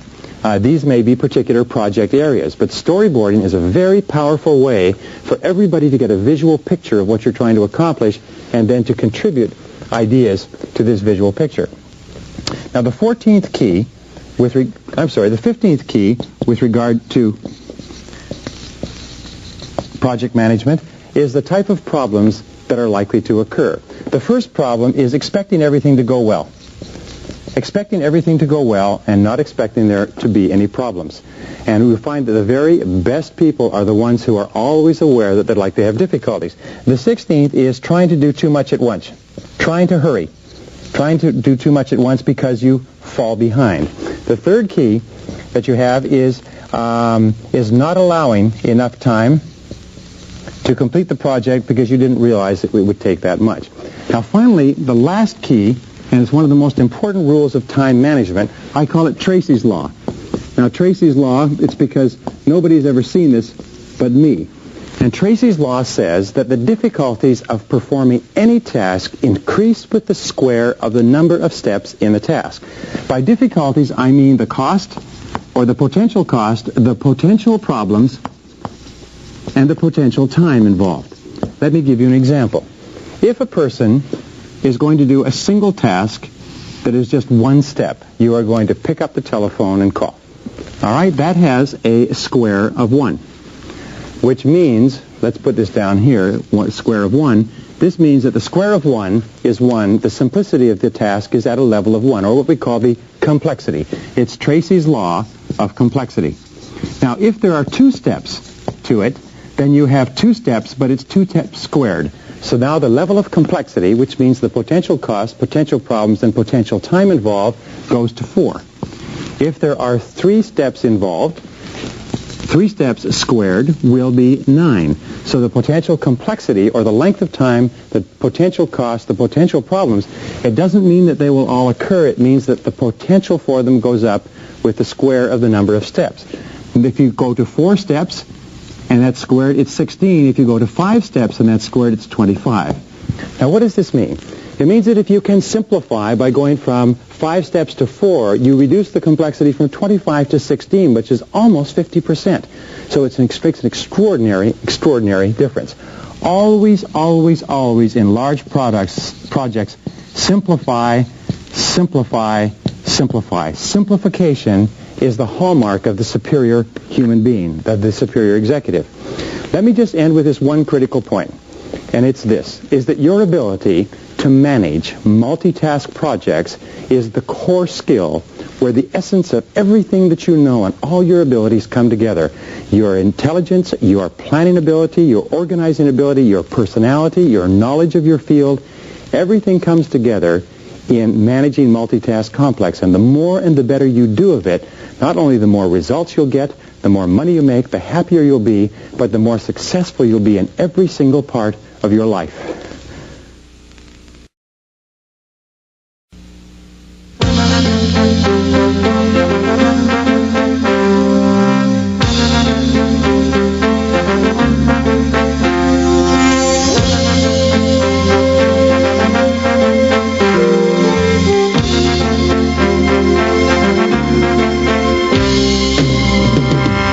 Said before that one of Murphy's laws was before you do anything, you have to do something else first. And before you achieve maximum productivity, you have to eliminate the time wasters in your life. The time wasters surround you on all sides and tear away at your minutes and hours and hold you back from producing the critical results that are vital to the success in your career. We've been talking, by the way, about eliminating time wasters from the very beginning. In a way, we've told you about 2 laws. One is called the law of the excluded alternative, which says that whenever you do one thing, you cannot simultaneously do another. So if you start to work on something that's more important to you, you cannot work on things that are less important. There's another law. It's called the law of forced efficiency. And again, it says when you have a burning desire to produce or perform in a particular area, and you focus all of your time, attention, and energy in that area, that alone will cause you to avoid and ignore and get away from the critical time wasters. So what we started with were the starting points of great success. And the first is clarity. Clarity. Clarity. What are you trying to do? How are you trying to do it? What are you trying to do? How are you trying to do it? Clarity is the number 1 word in time management, and it runs through everything you do. And it leads us to not only clarity with regard to goals and objectives, but it leads us to clarity with regard to priorities. The 80-20 rule. What are the 20% of the things that you do that account for 80% of your results? And the more you can focus single-mindedly on those, the more likely it is that you're going to be able to avoid the time wasters. Now, the second key to avoiding time wasters is decision. Decision with regard to the areas of concentration. What are the one or two things that you're going to do that make all the difference? You see, you can never do everything there is to do, so you have to think, and you can only do the one or two things that make all the difference in the world, and that's decision with regard to concentration. And the more clear your decisions and the more you concentrate, the easier it is for you to eliminate time wasters. Point number 3 is that you and I and everybody are surrounded by time wasters. In fact, most people are time wasters. Most people, by their very nature, because they're not as focused as you and I are, have a tendency to waste time. They socialize, they talk, they drink coffee, they drop in, they phone us on the telephone, they have recurring crises, they have problems, they have an excess of meetings and a whole lot of other things. So remember that most people waste time. Your job is to break away from others and be known to the critical people in your business as the person who doesn't waste time. Here's one of the great rules, is when you work, work all the time you work. Work all the time you work. Work all the time you work. This is one of the great rules of life. From the time that you come in, remember, your job is not to read papers, make phone calls, socialize, drop off your laundry, pick up your groceries, or get your dry cleaning done. Your job is to work all the time you work. If you're going to work 8 hours, by gum, you work 8 solid hours and just work, work, work. And I promise you this, everybody that counts knows who the workers are, and everybody knows who the non-workers are. All right. Looking at all the studies, we have found that there are several major time wasters in the world of work. And let's take them one at a time. From the most prevalent, we'll talk about the basic 7. The first of the major time wasters is the telephone. The telephone seems to have an insistence with its ringing that causes us to be distracted over and over again. So here are some keys with regard to using the telephone. I'll just give them to you quickly. Key number 1 is have your calls held. Rather than responding to the telephone every time it rings, have your calls held. A second thing is to have your calls screened. If it is not important for you to talk to that person or there's no value to it, don't take the phone call. Don't allow your curiosity to overwhelm you. Number 3 is look upon the telephone as a business tool, not a social tool. You and I are conditioned from infancy, and especially from our teenage years, to think of the telephone as a social tool. We think that's how we communicate with our friends. The fact is that when you get into the business world, it's a business tool, which means get on and off it fast. Make it a business tool. When somebody phones, say, hello, how are you? And if they go into a conversation, say, what can I do for you? How can I help you? And get the conversation straight down to business as fast as possible. Now, here's another thing. When you're phoning somebody else, always have an agenda. Take a couple of seconds to write out what you're going to talk to the person about. And when you call them up, say, I'd like to talk to you about 3 things. And tell them what the agenda is. And when you discuss the 3 things, keep notes. We say the power is on the side of the person with the best notes. So keep notes on the conversation. And when you're finished with them, say, I know you're busy. I'll let you go. When a person is really conversational, likes to talk a lot, say, well, I certainly have enjoyed talking to you, and I know you're busy, so I'll let you go. Nobody's going to say, no, I'm not busy. So therefore, get on and off quickly. And finally, number 5 is batch your calls. So once you have collected all of these calls, return all your calls at the same time. There are very few calls that are so important that you can't put them off till later. Now, the second key source of interruptions is visitors. We'll put the number 4 up here. Number 5 is visitors. Drop-in visitors, people who visit you either inside or outside the company without warning, and there are ways to take care of the visitors. Number 1 way to take care of the visitors, when somebody drops in and says, have you got a minute? What you say is no. And what you do say is very simply this, is say, no, I'm really busy right now. Could I talk to you a little bit later? Just be really polite, but pull the plug on a drop-in visitor as quickly as you possibly can. When somebody comes into your office, here's a quick key. Stand up. If you stand up, it's very hard for another person to sit down. It's almost impossible, in fact. So you stand up and you say, I'm really under the gun right now. I'm trying to finish a couple of things, and could I talk to you a little bit later? What will happen is the person will stand up for a couple of minutes. They'll be a little bit uncomfortable, and then they'll leave. Now, a second thing that people do is that they put a do not disturb sign on their office handle. They get one from a hotel the next time they're in a hotel, and they put it on the outside so they can get themselves an hour or 2 hours of quiet time during the day. A third thing that you can do is when a visitor comes in is walk the visitor to the door. Say, well, one more thing before you go.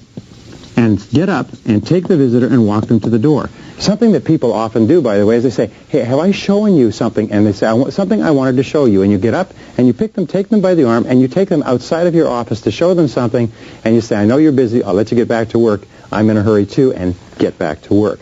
So dealing with the drop-in visitor is absolutely essential. Standing up is one of the great keys. If you stand up quickly when somebody comes in, they're unlikely to stay there for very long. The sixth major source of interruptions is meetings. Now, here's a couple of points with regard to meetings. First of all, meetings are absolutely essential in business. They are a business tool. They're an absolutely essential way of sharing information, solving problems, doing joint problem solving, and so on. Also team building. However, an excess of meetings indicates malorganization. What does that mean? It means that nobody is really sure what they're supposed to be doing, and there's probably too many people. So meetings are a great waste of time. The average person spends about 3 to 5 years of their life in meetings, and about 50 to 70% of that time is wasted. So how do you cut down on the amount of time that you waste in meetings? Here's the keys that have been discovered over and over again. First of all, don't go. If you can possibly get out of a meeting, don't go to it. Say, is it necessary for me to be at this meeting? Now, if you're holding a meeting, here's a critical point. Take the number of people who will be attending, multiply their hourly wage by the number of people to work out the cost of that meeting. If you have 10 people who are earning $25 an hour each, you have a meeting that costs $250 an hour. If somebody came to you and said, could I spend $250, what would you say? You'd say, wait a minute, what's the reason for this meeting? What's the purpose? Why are we going to spend $250? And you need to know the purpose of every meeting. So therefore, once you've determined the purpose of the meeting, be sure that you have an agenda. If you are not organizing the meeting, make sure that somebody else who is organizing has an agenda. The fourth thing that you can do to make meetings more effective is to have start and stop time and stay on schedule. If the meeting is supposed to go from 8:30 to 9:30, make sure it goes from 8:30 to 9:30. E, assume the latecomer is not coming. Don't wait for anybody. Just plunge right into the meeting. F is start with the most important items first on the agenda. Start with the most important items and deal with them first, so that if the meeting runs out of time, you've at least covered the major things. G is leave as soon as possible. Ask if your item can be discussed, or the thing that's of relevance to you can be discussed, and then when it's over, leave as quickly as possible. And finally, the last is, if you're going to have a meeting, distribute minutes after the meeting so that everybody knows what happens. Distribute minutes, and especially get closure on every item before you go on to additional items. And distribute minutes so that everybody knows what was decided. These are the keys to making meetings effective. The seventh major time waster in the world of work is firefighting. Now, why does firefighting arise? Well, firefighting arises in one case naturally. You can't avoid it. Unexpected crises occur. However, the best way to deal with a crisis is to anticipate it. Now, here's the rule. If the same crisis arises more than once, the reason that has happened is because nobody has thought about how to put into place a policy that deals with it. So the first thing in dealing with a crisis, A, is to stop and think. Before you react, stop and think. Get the facts. Get the facts. Ask questions. What exactly happened? When did it happen? Where did it happen? How did it happen? Get the real facts, not the assumed facts or the apparent facts or the obvious facts, but get the real facts. Get the facts, and the more slowly you go toward thinking through the crisis, the more likely it is that your response to it will be effective. C is delegate wherever possible. If you can delegate resolving the crisis to someone else, by all means do so. Big mistake. If you come up through the ranks, and one of the things you do is you come up as you deal with this type of problem, when you rise to higher positions, you'll have a tendency to fall back into your comfort zone and go back and try to deal with the problem. So firefighting is a natural tendency for us because it's comfort, so delegate. And finally, the last key to delegation is decisiveness. Whatever you do, make a decision. Make a decision and then get on with it. Which brings us to the eighth reason for time wastage in organizations, and it's socializing. And as we said before, the average person spends as much as 30% of their time socializing. The fact is that socializing is a great waste of time, so what you simply ask is this what I've been hired to do? Not only is this what I've been hired to do, would I pay someone else to do what I'm doing? And remember, work all the time you work. Treat the working environment like a business environment and get away from socializing. Save your socializing for after-work activities. Number 9 is indecision. Indecision is almost invariably caused by either ignorance or fear. And one of the things we know about this indecision is that 80% of all decisions should be made now. One question you always have to ask yourself is this a decision that has to be made by me? And if it's not, delegate the decision. If possible, make the decision quickly. And we say that successful people are not necessarily those who make the right decisions, but they make their decisions right. In any case, indecision drags out time more than you can possibly imagine. Number 10 has to do with knowledge workers. The fact of the matter is, today, most of our employees are knowledge workers. Knowledge workers are people whose work is characterized by producing results. They produce results. And it takes a lot of time and a lot of unbroken time to converse with knowledge workers, to help them articulate, to help them think, to dialogue, and so on. So you cannot rush dealing with knowledge workers. Critical point. Number 11, you have to ask yourself, whose time do you waste? Whose time do you waste? Because you are also a time waster for other people. Do you keep people waiting? Do you keep people delayed? Do you come late for meetings? Do you promise things and then not do it? So ask other people, how do I waste your time, and do everything possible to eliminate it? The 12th form of time wasting is perfectionism, is trying too hard to do the job too well the first time. So ask yourself, how well does a job have to be done? And if you can do it that well, then don't worry about getting it right. Internal memos, things for internal distribution, don't have to be done perfectly every time. Number 13, major time waster, is television. Now, the average adult in America wastes 25% of their time, their discretionary time, watching television. The average adult in America could become rich if all they did was not waste their time on television. Now, the way that you deal with television is to first of all understand that excessive television watching, now not watching a learning program like this on video, but excessive television watching is very hurtful. It causes you to become passive. It turns your mind to porridge. It causes you to become apathetic. It causes you to lose your capacity to think critically. And what it does is it causes you to lose your aggressiveness. So here's the key to television. Cut down by 1/2 hour per week. Chief executive officers of Fortune 500 corporations watch less than 5 hours of television per week. And there's a direct correlation between the number of hours of television you watch and how far down you go on the wage scale. The people who watch the least amount of television and spend the most amount of time reading, learning, communicating, growing, working at their work are the ones who are the most successful. And finally, number 14 is non-goal-oriented activity. The key to eliminating the time wasters and the interrupters is very simple, is do not do anything that does not move you toward the accomplishment of goals that are important to you. Every single time an activity comes up, you have to ask yourself, is this moving me in the direction that I want to go? Is this helping me achieve a goal that's important to me? And if it's not, just say no.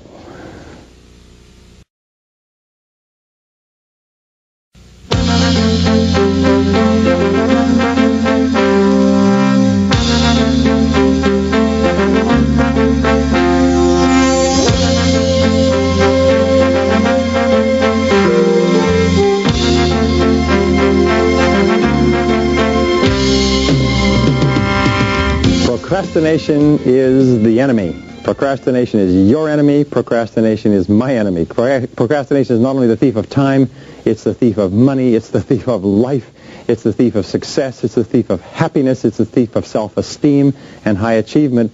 Procrastination is something that you need to go to work to strategically, step by step, eliminate as a part of your life. And in this session, I'm going to tell you how to do it. The wonderful thing about procrastination, if there's anything good, is that when you eliminate procrastination, you have the key to success. Let's start off with that point. Number one, the elimination of procrastination is the key to success. In fact, you cannot imagine a successful person who's a procrastinator, and you cannot imagine a person who gets things done immediately who is unsuccessful in any way. So, number 2 is, in order to overcome procrastination, you need good organization. You need good organization. You need to take the time to think and plan. You need to take the time to think, what is it you're trying to do? How are you trying to do it? What are the most important things that you've been hired to accomplish? What are your key result areas? What are your most important priorities? And so on. So what we've been talking about up to now is giving you all the tools necessary, including eliminating the time wasters and especially eliminating this one. So now you're well organized. You've got your goals. You've got your plans. It's time to go. What are the obstacles to eliminating procrastination? Well, here's one of the primary ones. We talked about it very early, and it's the difference between the urgent and the important. We said before that the urgent is seldom important, and the important is seldom urgent. But what happens is that the important things, the ones that are not urgent, are the ones that can contribute the most to our lives. They're also the biggest tasks, and they're the ones that have the greatest negative consequences if we don't complete them on time. What is important eventually becomes urgent. So what do? We don't allow ourselves enough time.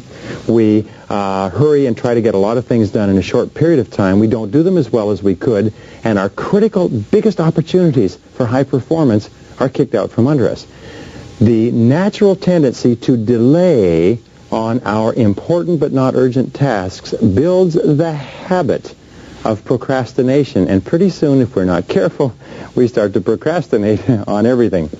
Well, the 4th key to overcoming procrastination is to use procrastination in this way. Use what we call creative procrastination. Creative procrastination is another way of calling it or referring to completion by deletion. Creative procrastination says that since you can't do everything, law of forced efficiency, you have to do something. So what you do is you procrastinate on the 80% of tasks that only account for 20% of your results, so that you have enough time to spend the 80% of your time on the 20% of your tasks that account for the 80% of your results.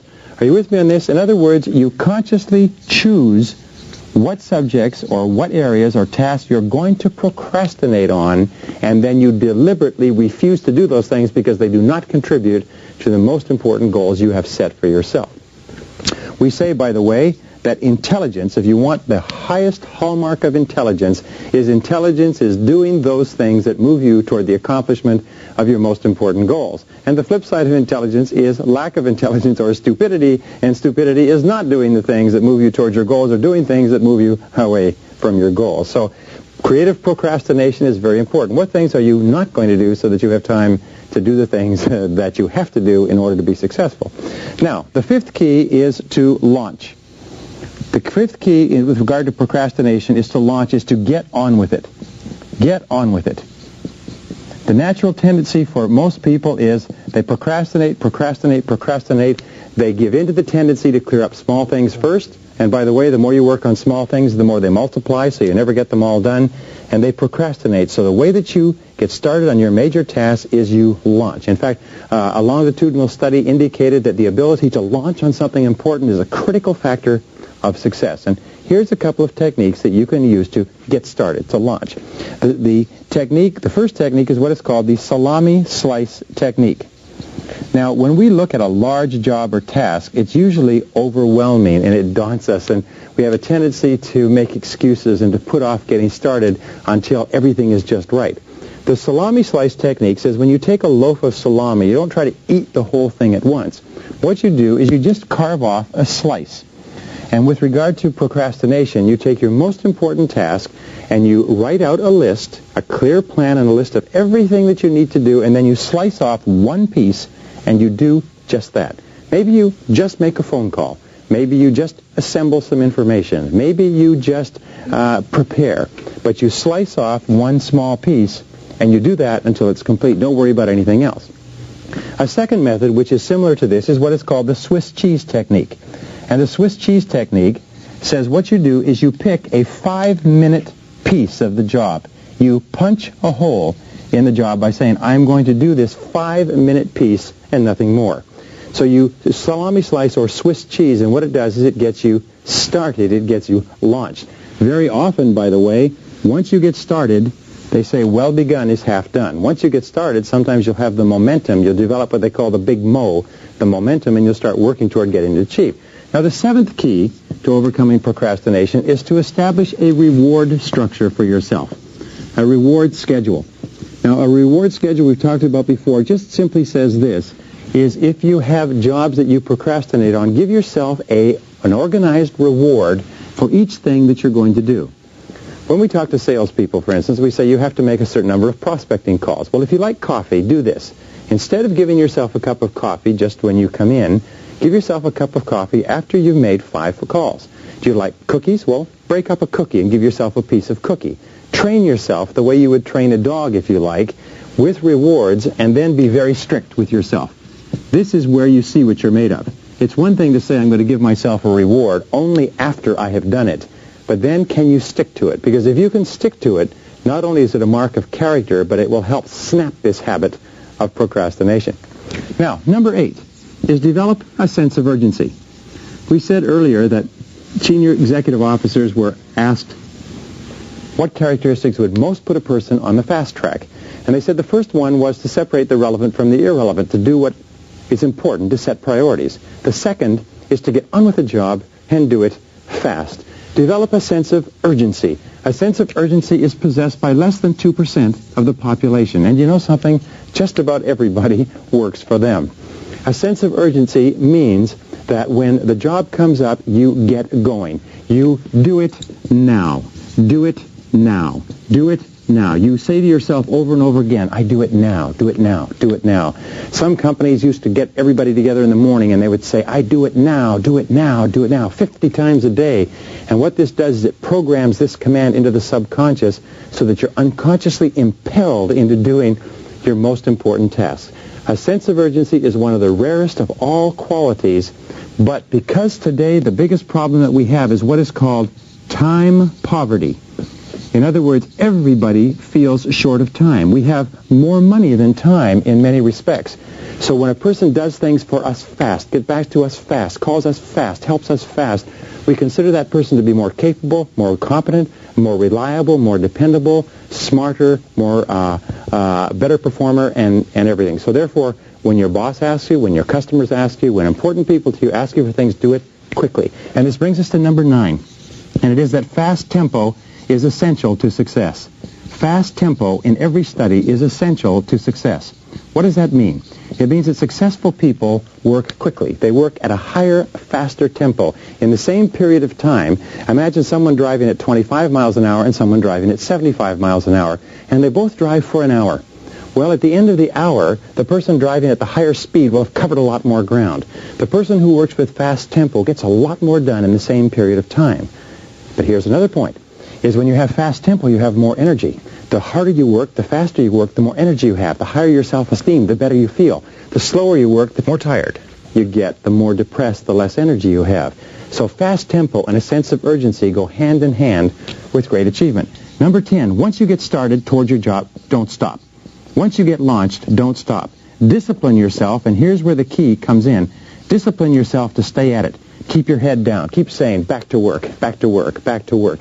Get yourself in the physiology, the body language of high performance. But once you get started, don't stop. Just keep on going, keep on going. Now, here's another technique that you can use to overcome procrastination, and that is to start your job on the outside. Start your job on one of the smaller tasks that you have to do. You see, a task has a lot of little jobs that have to be done. It also has core jobs. So start on the outside and do something small. Another thing that you can do, if you have the right temperament, is start on the inside. And start with the core task. Start with the most important part of the job that has to be done, and do that. Either one of these will often get you going. The 13th key to overcoming procrastination is start with the worst. Start with the worst possible thing that you have to do every day. There's a little joke that says that if you get up in the morning and you eat a frog first thing in the morning, what will happen is that you'll overcome procrastination because you'll know that the worst thing that could possibly happen to you has happened to you already. You've eaten a live frog. What this means is when you get up in the morning and you start off with the most unpleasant task. They've done several studies with regard to exercise, by the way, and they find that people who exercise first thing in the morning are several times more likely to continue exercising than people who wait until later in the day, because later in the day there's always a reason to procrastinate. So therefore, start off your morning, start off your workday by doing the most unpleasant but often the most important thing first. Now, number 14. Many people are motivated to do things as a result of fear. So therefore, ask yourself, what are the negative consequences of not doing this job and getting this job done on time? What are the negative consequences? When you think very clearly about what might likely happen to you if you don't do the job well, often it will motivate you toward doing the job. Now, other people, number 15, are motivated by desire. How do you motivate yourself by desire? Well, you visualize the job as complete. Visualize the job as 100% complete, and think of all the positive benefits that will accrue to you by doing the job and doing the job well. Best technique, use them both. Think what might happen if you don't get it done. Think what might happen when you do get it done. And the combination of those two will often impel you forward. Number 16 key is designate a particular time to work. Say, look, I am going to work for 15 minutes on this task from 8 a.m. to 8:15. And just give yourself a specific time. Now, you may give yourself 30 minutes or 90 minutes, but instead of worrying about getting the whole job done, just to designate a specific time and say, after this, I'll go on to something else. Often, this will break the back of the procrastination and will launch you into it. Number 17 key to overcoming procrastination is to pick one area where procrastination is hurting you. Now, this is important. One of the major reasons why people fail in developing new habits is when they start with a habit, they're usually highly motivated, but then the hard work begins and their motivation drops and they quit. What you need to do is, instead of trying to start a whole lot of things, do just one thing. Pick one area where procrastination is hurting you. It's holding back your career, and make the decision that you're going to defeat procrastination in that area. Just like a military principle, select your enemy, procrastination, select the area or your choice of terrain and go to work to hammer procrastination in this particular area. The wonderful thing is this, is that overcoming procrastination in one area has a halo effect and enables you to begin overcoming procrastination in other areas. Whereas if you try to beat procrastination in your whole life, what will happen is you'll hit this dip. It's called the motivation dip. You'll hit this dip, and what will happen is you won't overcome procrastination anywhere. So start off by picking one area where it's hurting you the most, and go to work. If it takes a day, a week, a month, affirm, visualize, plan, organize, use all of these ideas, but kill procrastination where it seems to be holding you back. And this brings us to number 18. A good plan, very carefully worked out in detail and in writing, is one of the most powerful tools of all to defeat procrastination. So sitting down and thinking through your goals very clearly, planning your goals, planning your activities, setting priorities, working out a schedule, working out a project management sheet, and putting it in writing is a very powerful way to launch or drop kick you into doing the job. Number 19 is to remember the 20-80 rule. The 20-80 rule says sometimes the first 20% of what you do accounts for 80% of your results. Sometimes what you need to do is just launch yourself into the first 20%, and then you're over the hill and you're on the way down toward completion.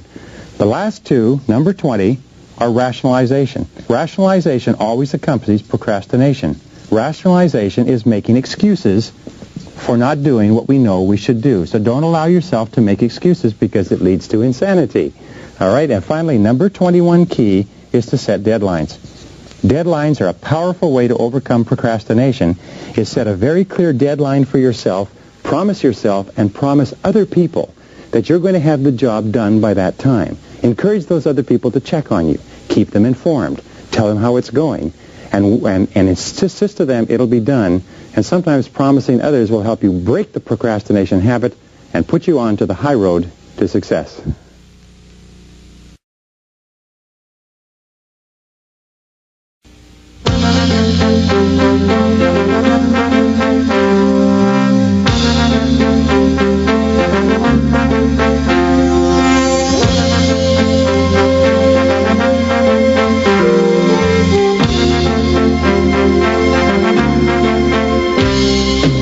One of your main jobs in life is to make a significant contribution to your company and to become extremely successful in your career.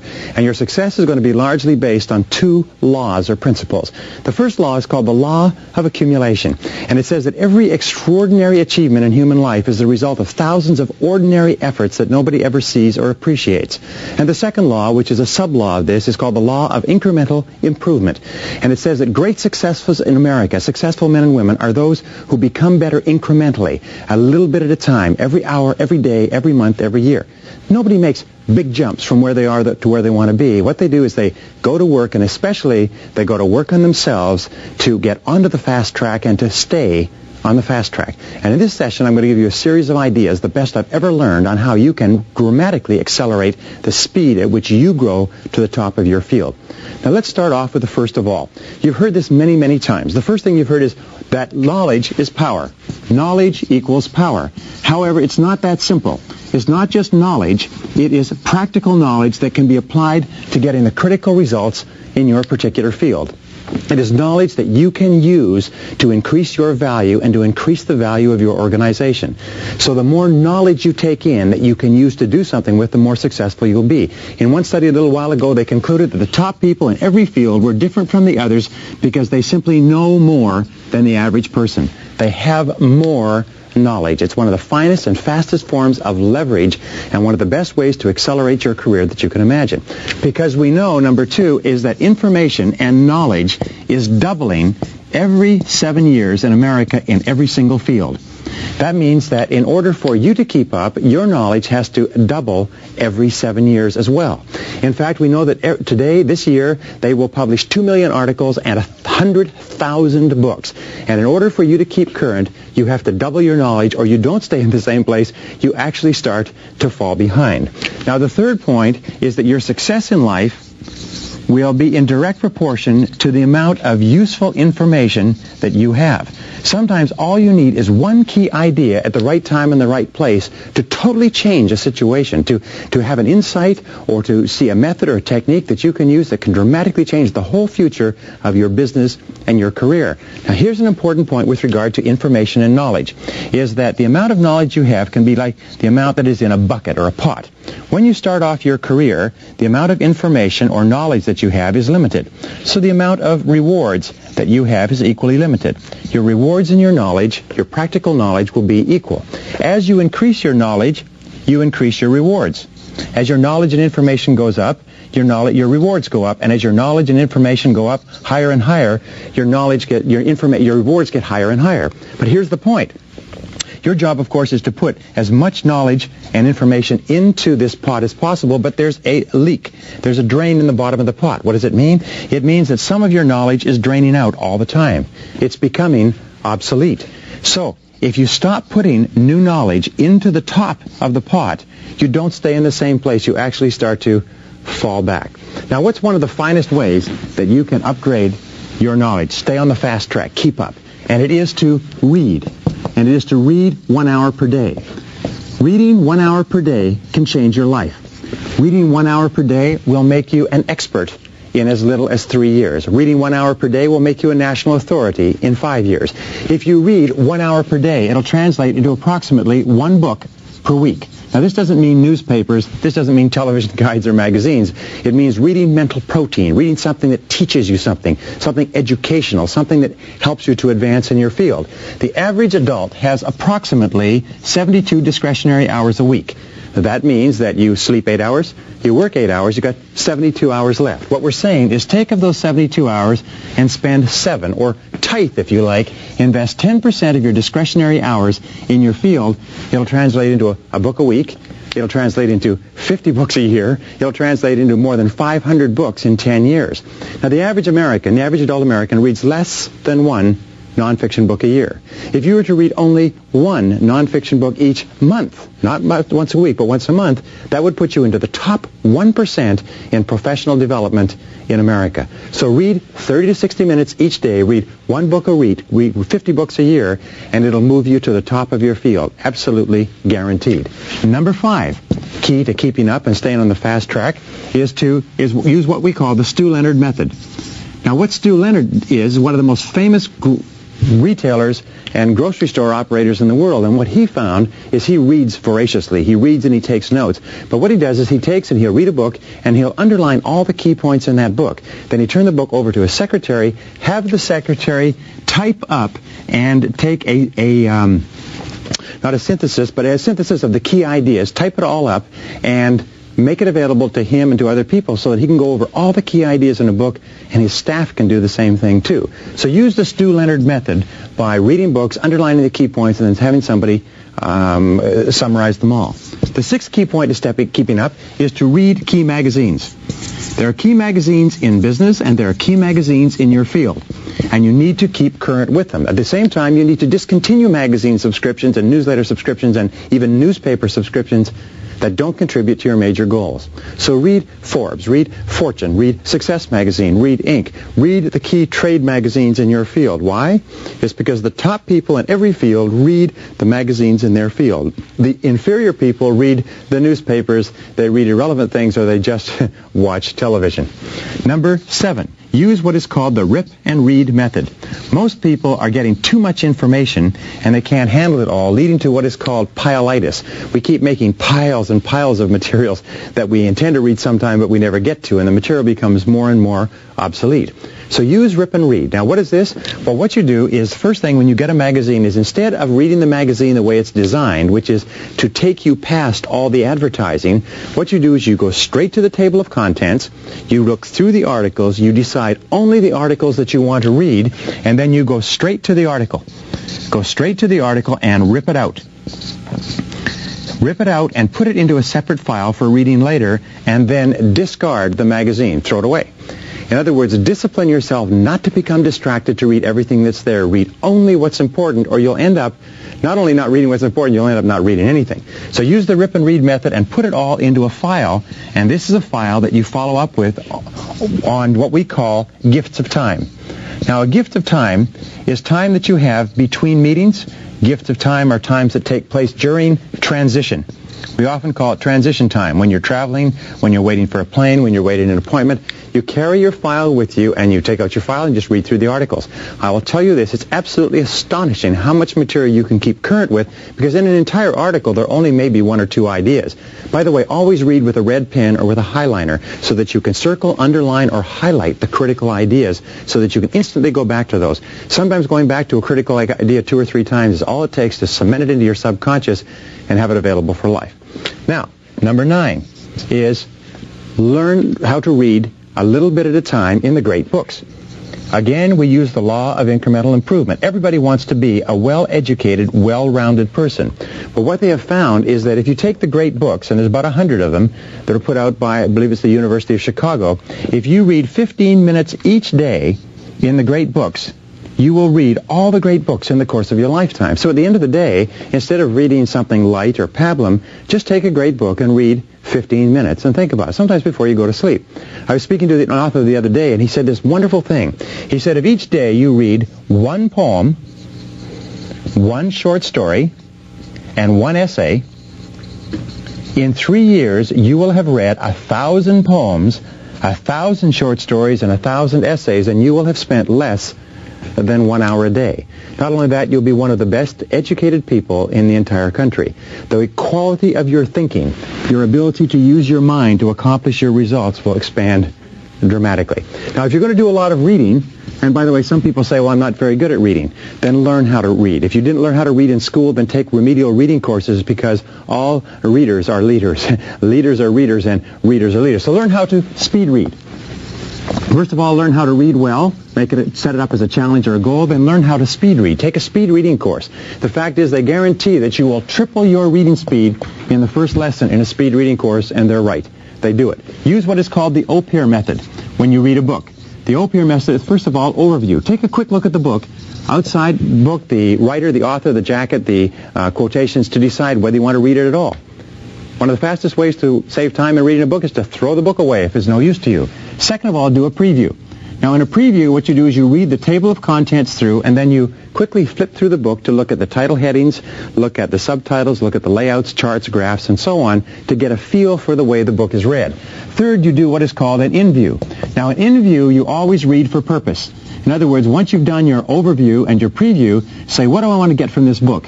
And then in your in-view, seek the purpose of what you're looking for. And number 3 is your review. Immediately after reading the book, do a quick review of the book. This will take about half to 2/3 of the time it takes to read a normal book, but it will double, triple, quadruple the amount of retention. Your retention level will go up to about 80% in reading a book like this. And you'll be amazed at how many books you can get through. The 11th key to high achievement and to keeping up is audio tape learning. Listen to audio tapes in your car. Audio tape learning was one of the greatest breakthroughs in education since the history of the development of the printing press. The average person drives 12,000 to 25,000 miles each year. That works out to 500 to 1,000 hours that you spend behind the wheel of your car each year. You know what that means? It means 12 and a half to 25 40-hour weeks, or 3 to 6 months of 40-hour weeks, or 1 to 2 university semesters. You can become one of the best educated people in America simply by listening to audio cassettes as you drive around. Audio cassette learning has changed the lives of more people than you can imagine. And remember, you're in a big competition. If you're not listening to audio cassettes, your competitor is listening to audio cassettes and is getting the edge on you. Number 12, read book condensations. There are companies that condense books in written form and in tape form so that you can get the entire essence of a book that would take you 4 or 5 hours to read in 40 or 45 minutes. So subscribe to those. I subscribe to all of them, by the way. The 13th thing that you can do to keep up with your field is go to seminars. What is a seminar? Well, a seminar is not only a learning experience, it is compressed time. For every 1 hour that you spend in a seminar, it takes the seminar presenter 100 hours of study and preparation to learn and refine and distill that material and make it available for you. So you can save yourself many, many hours, which means eventually weeks, even years, by going to seminars conducted by experts. Don't go to seminars conducted by people who teach at universities.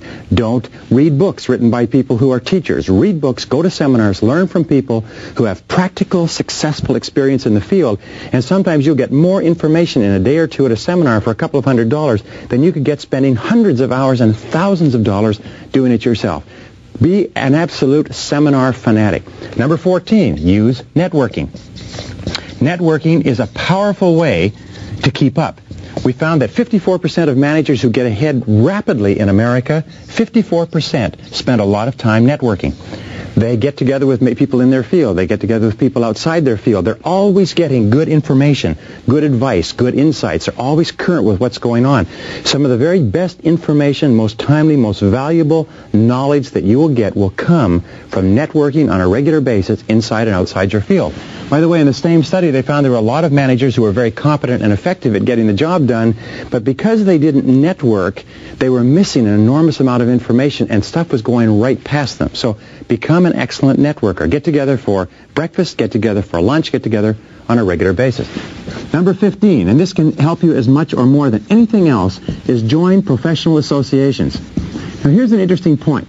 Of the thousands of people that are in any particular field, only a few people join their professional associations. Only a few people attend on a regular basis. The rest of them don't, but I will tell you this, it's almost always the best people who are members and who are active in professional associations. So here's the key. First of all, go and listen to all the speakers. Attend all the meetings. Remember, they are under the gun, and they have an onus to try to bring you the very best and most valuable speakers with the very best and most valuable information. Sit there and take notes copiously. Never sit there passively in a talk. Nobody's brain is good enough to absorb it, so sit down and take notes all the time. But second of all, go to all the workshops that they hold, because sometimes they'll have some of the best educational workshops you can imagine. In my associations, I've found that joining the associations and attending all the meetings can save you 5 solid years of hard work in your career. And third of all is attend all the annual meetings. Remember, the annual meetings are designed to be as valuable as they possibly can for the members of the association. So attend them all. It's amazing how much you can learn. Network. Get around with other people. And finally, the last one is mbwa. This is considered one of the best ways to get timely, and relevant information. What does it mean? It means get out and get among them. Move around with other people. Ask them questions. See what they're doing. Ask what they're doing. 75% of effective managers, effective people are always moving around with other people. Keep up with your field. Stay on top. Commit yourself to staying on the fast track.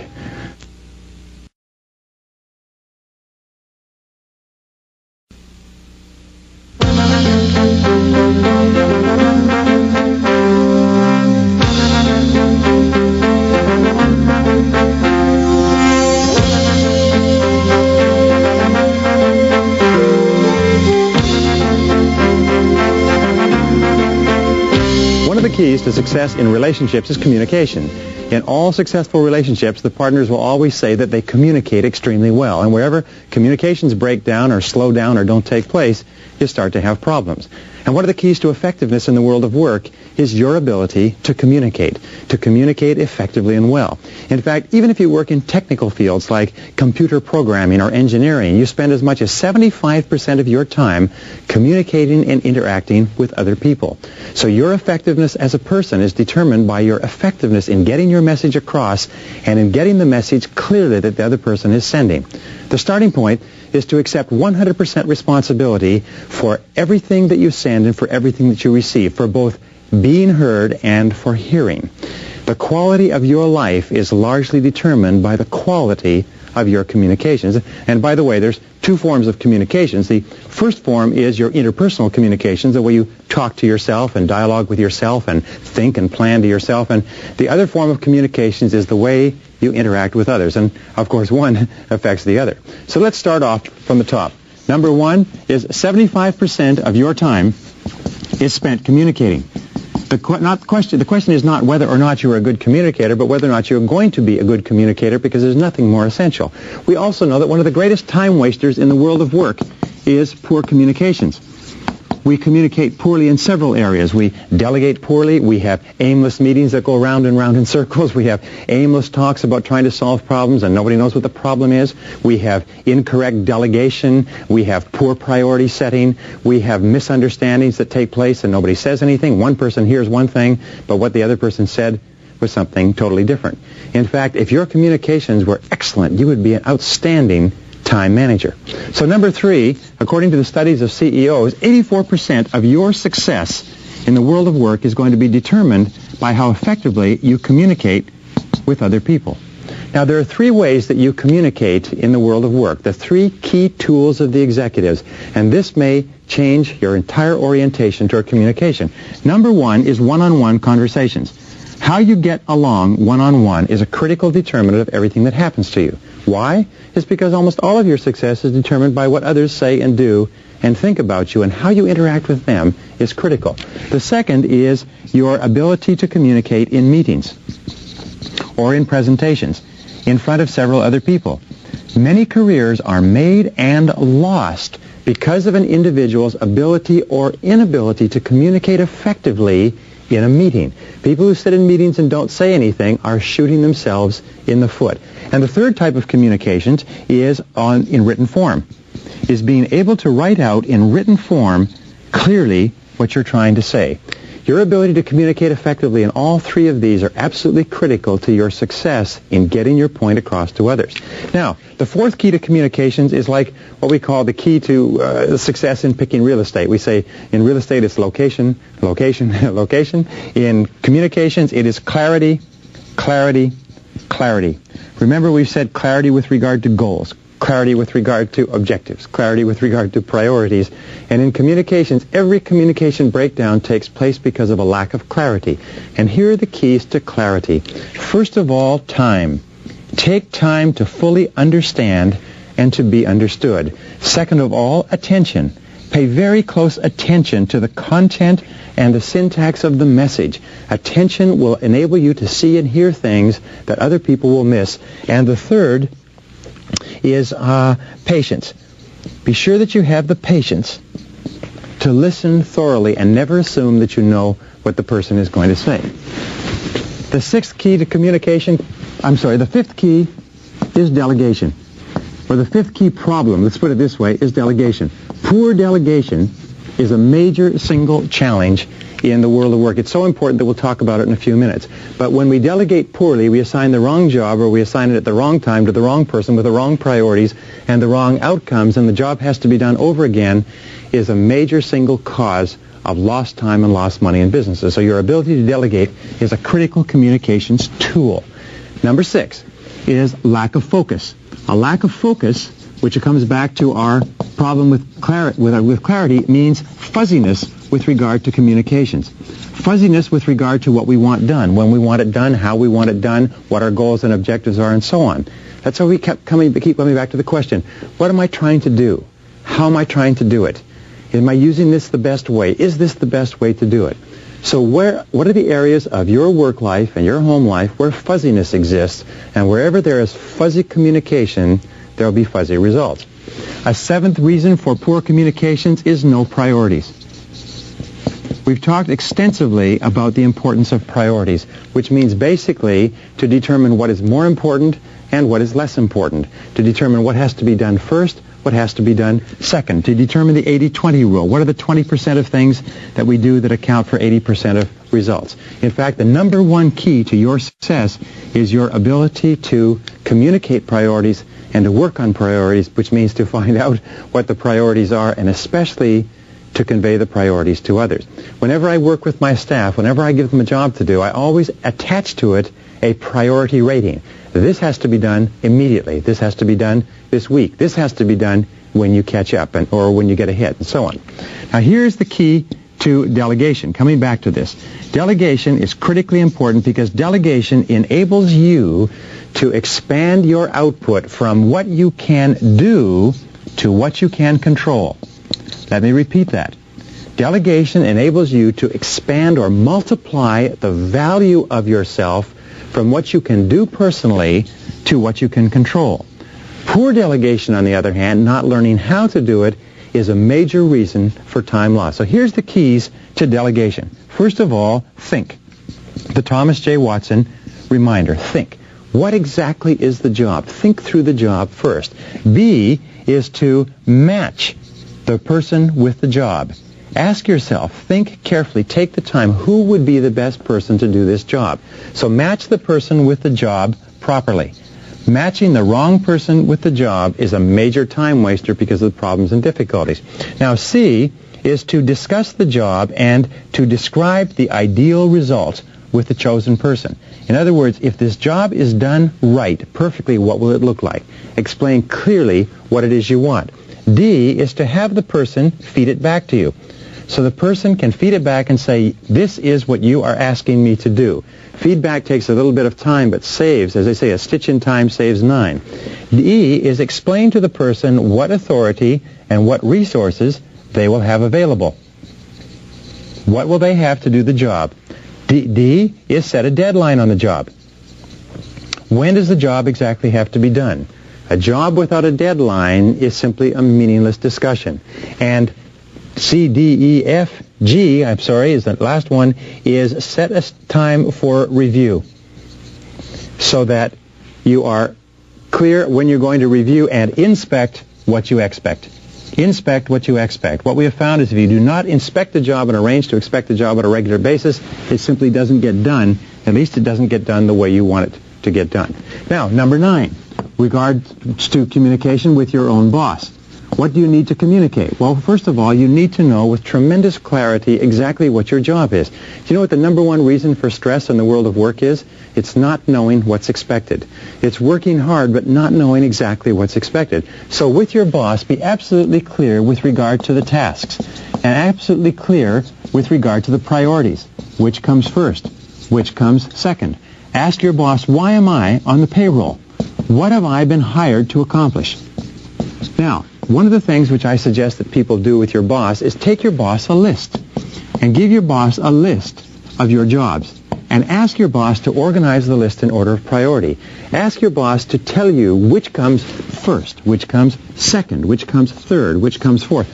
Tell your boss you can't do everything, but you need to know clearly what is the most important thing. Now, here's the rule. Your boss's top priority must be your top priority. If you want to put the foot on the accelerator of your own career, make your boss's top priority your top priority. You'll never make a mistake. Number 10, decision making. Problem solving and decision making. Here's the key. Enormous amount of time is spent wasting time going around in circles trying to solve problems in any organization. So here are the keys to solving any problem, making any decision. First key is to define the problem clearly. What exactly is the problem? Define it clearly so that everybody involved understands and agrees that, yes, this is the problem. B, ask yourself, what are all the causes of this problem? How and why did this problem occur? You do this so that you can make sure you eliminate the causes so the problem doesn't repeat itself. C, ask yourself, what are all the possible solutions to this problem? D, you ask yourself, what is the best solution? And you ask everybody else until you agree step by step, what are the solutions, what is the best solution? E, make a decision. And once you come to the determination on what the best decision is, best solution is, make a decision. E is to assign responsibility. Who is going to do it? And finally, the last key over and over again is to set a deadline. A job or a decision without a deadline somehow doesn't seem to get done. Number 11, once you have decided on the solutions, become solution-oriented.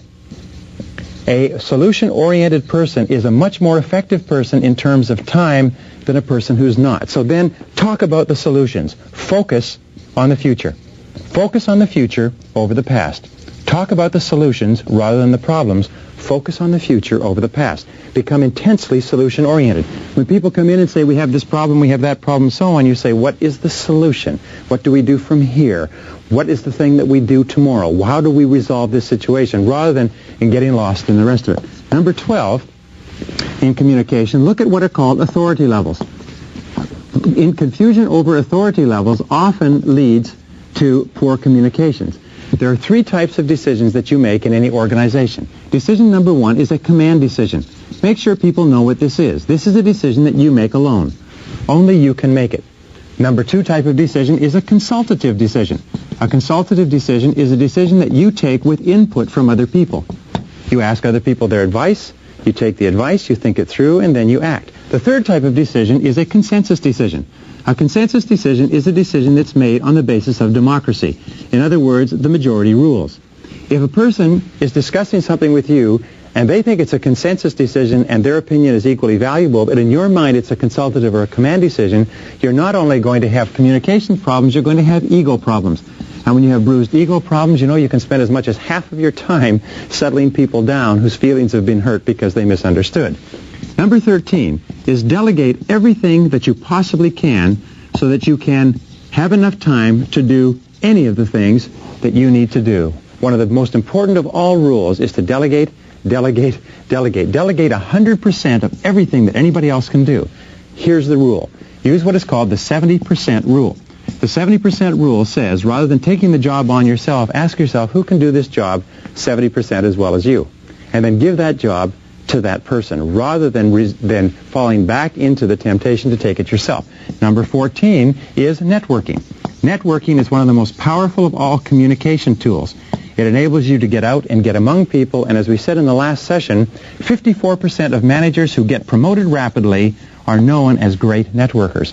Why? Is they're always communicating, interacting. Remember, the quality of your communications, your interactions with other people, the quality and quantity is going to determine your success as much or more than any other single factor in your life. Number 15 with regard to communications is a task focus.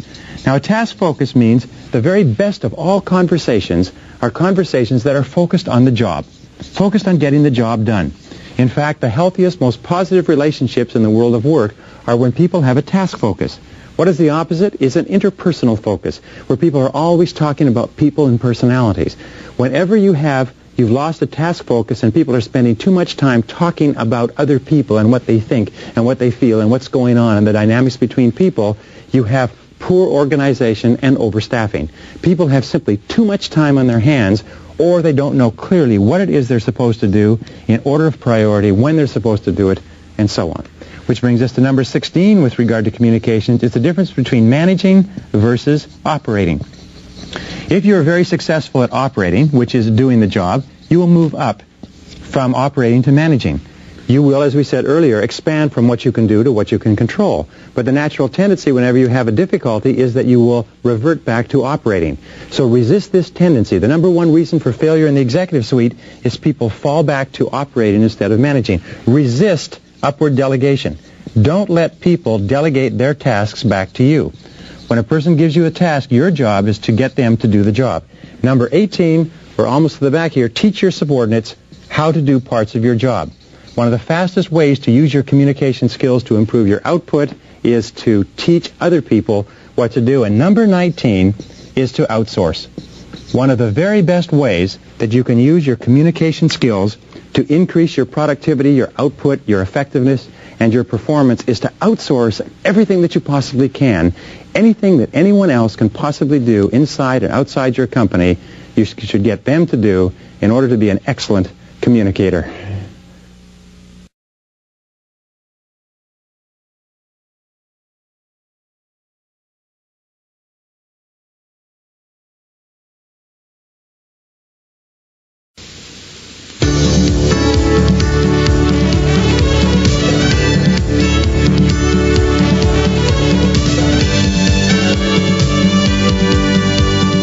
Balancing work and family is one of the most important of all considerations in the way you organize your time and your life. And we start off with this critical principle. Number one is that your happiness should be your chief aim in life. Not somebody else's happiness, but your happiness. Your happiness shouldn't be second, it should be first. Because here's the rule. If ever you make somebody else's happiness or something else more important than your happiness, you may get that, but you won't ever be happy. Abraham Lincoln once said, the very best way to help the poor is not to become one of them. The very kindest thing that you can do for other people is to be happy yourself. And this brings us to point number two. Point number two is fully 85% of your happiness comes from your relationships with other people. Fully 85% of your happiness comes from your relationships. Now, what this also means is that fully 85% of all your problems also come from your relationships with other people. And one of the primary reasons why we have problems in our relationships, especially the most important ones, is because we don't spend enough time and we don't spend the right quality and quantity of time with them, which we'll deal with in this session. So here's the starting point. Here's a good question. It's, how would you spend your time if you learned today that you only had 6 months to live? How would you spend your time if you learned today that you only had 6 months to live? We asked this question earlier in this course, but the second part of this is, with whom? Who would you spend the time with, predominantly? What would you want to do with that person? Where would you want to go? How would you want to spend it? What would you want to get accomplished if you learned today that you only had 6 months to live? You see, the answer to this question will bring you face to face with what is really important to you. Sometimes in our sessions we say, imagine that it wasn't 6 months, but it was 6 weeks.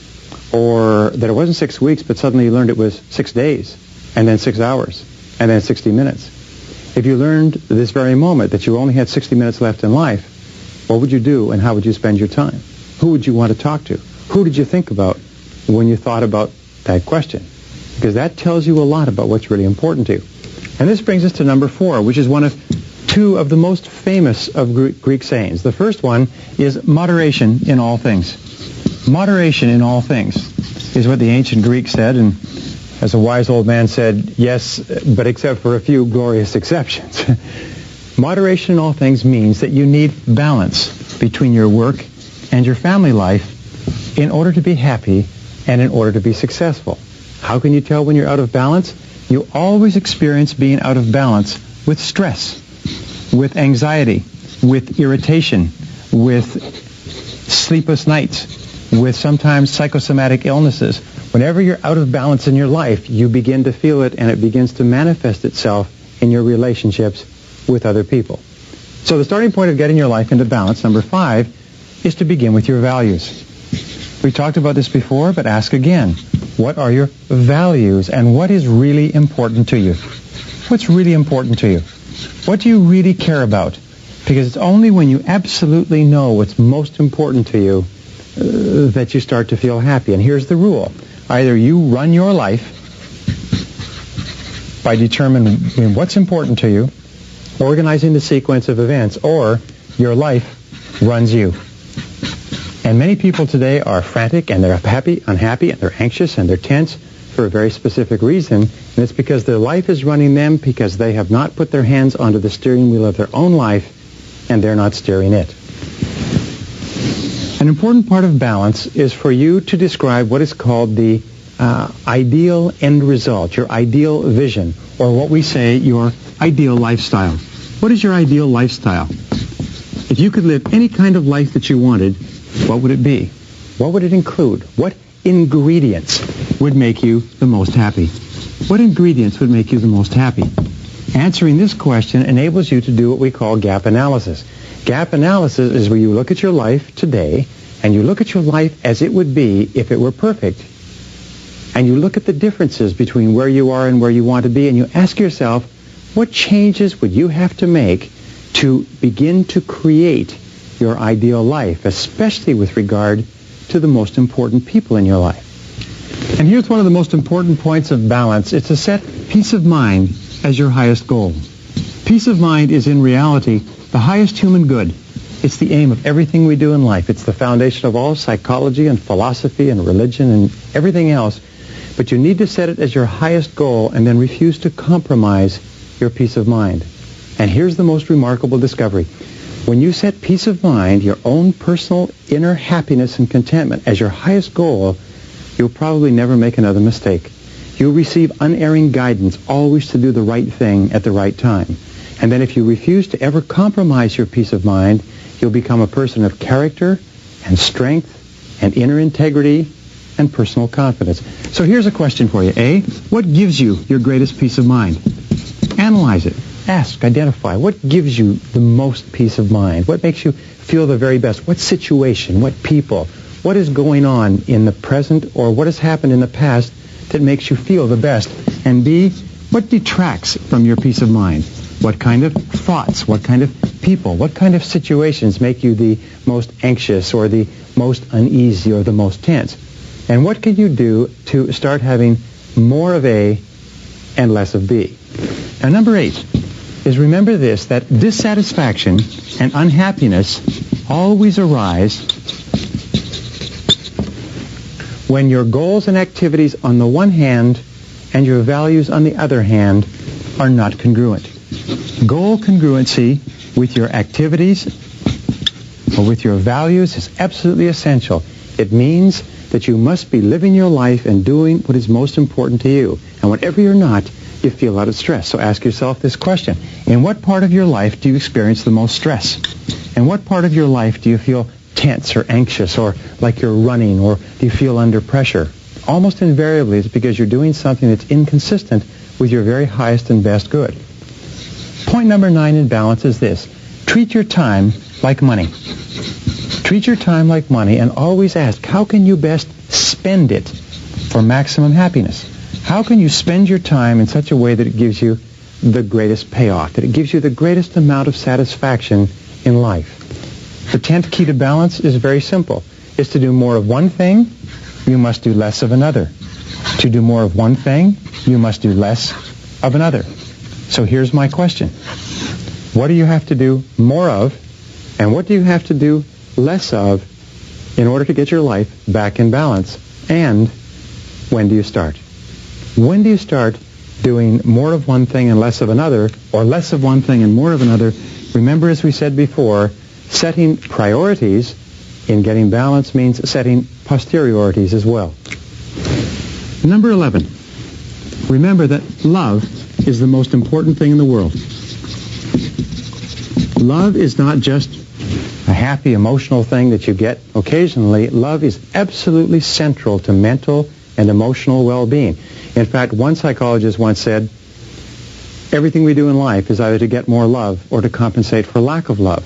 So here are the keys to dealing with love. First of all, accept that love is not peripheral, love is central.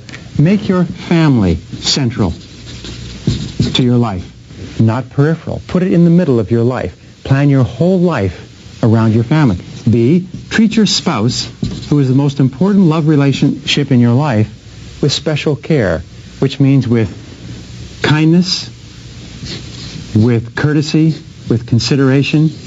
Treat your spouse as though he or she were the most important person in the world, because in most cases, he or she is. And number 11C is the universal maxim of Immanuel Kant, which is the question you ask in considering everything, which is, what kind of a family would my family be if everyone in it were just like me?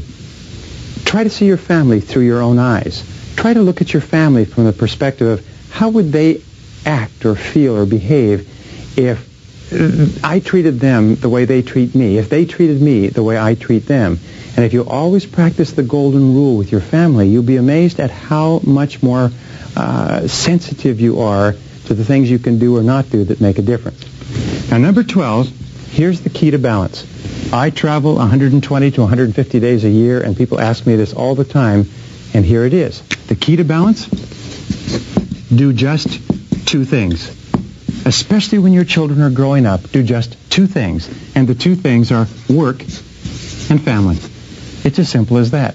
You see, the major mistake that we make is when we're growing up, we take on an enormous number of things to do, but what happens when we get married and have children and responsibilities, we take on more and more and more, but we don't drop anything off. What you have to do is you have to put all of these other things aside. Now, in doing just two things, number 13 is work all the time you work. Work all the time you work. This is the key to balance. Work all the time you work. Now, here's what happens. Too many people spend too much of their time fooling around at work. What you have to do is you have to put more of yourself into your work. Because every minute that you spend fooling around at work, socializing and wasting time, which causes your work to accumulate, causes you to have to take it home in the evenings and on the weekends, is time that you're taking away from your family. So work all the time you work.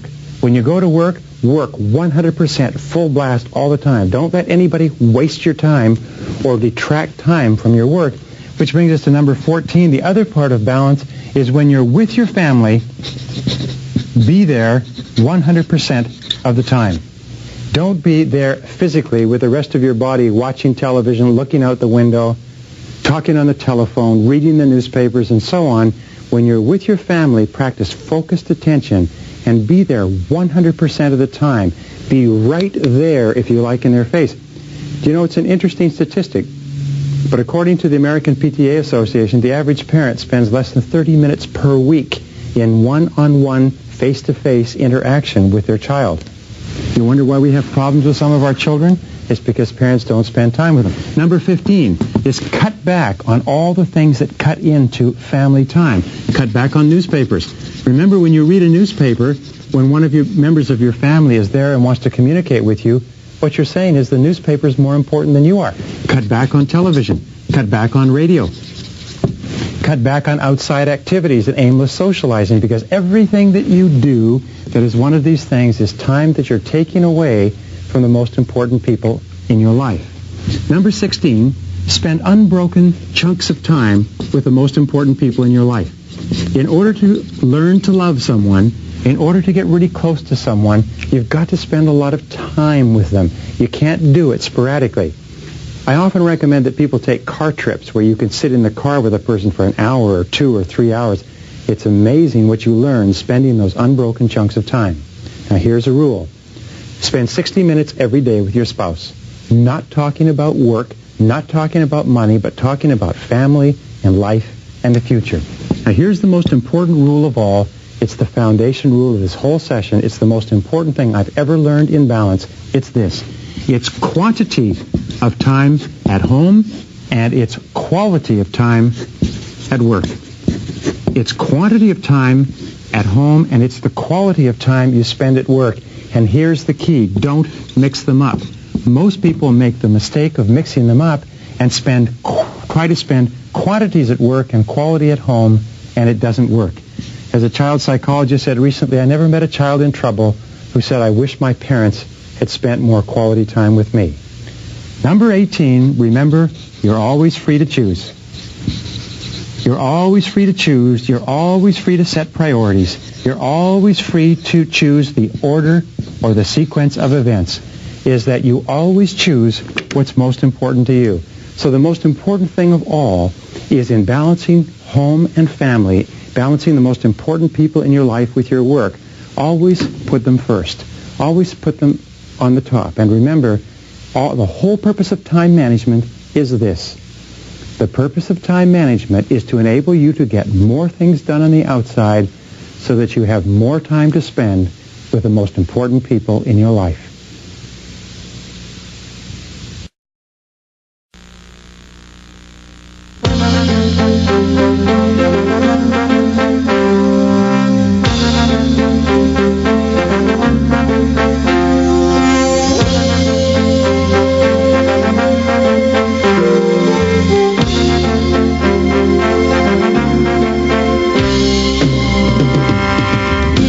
Thing that makes you unique from every other human being in the world is the way you think.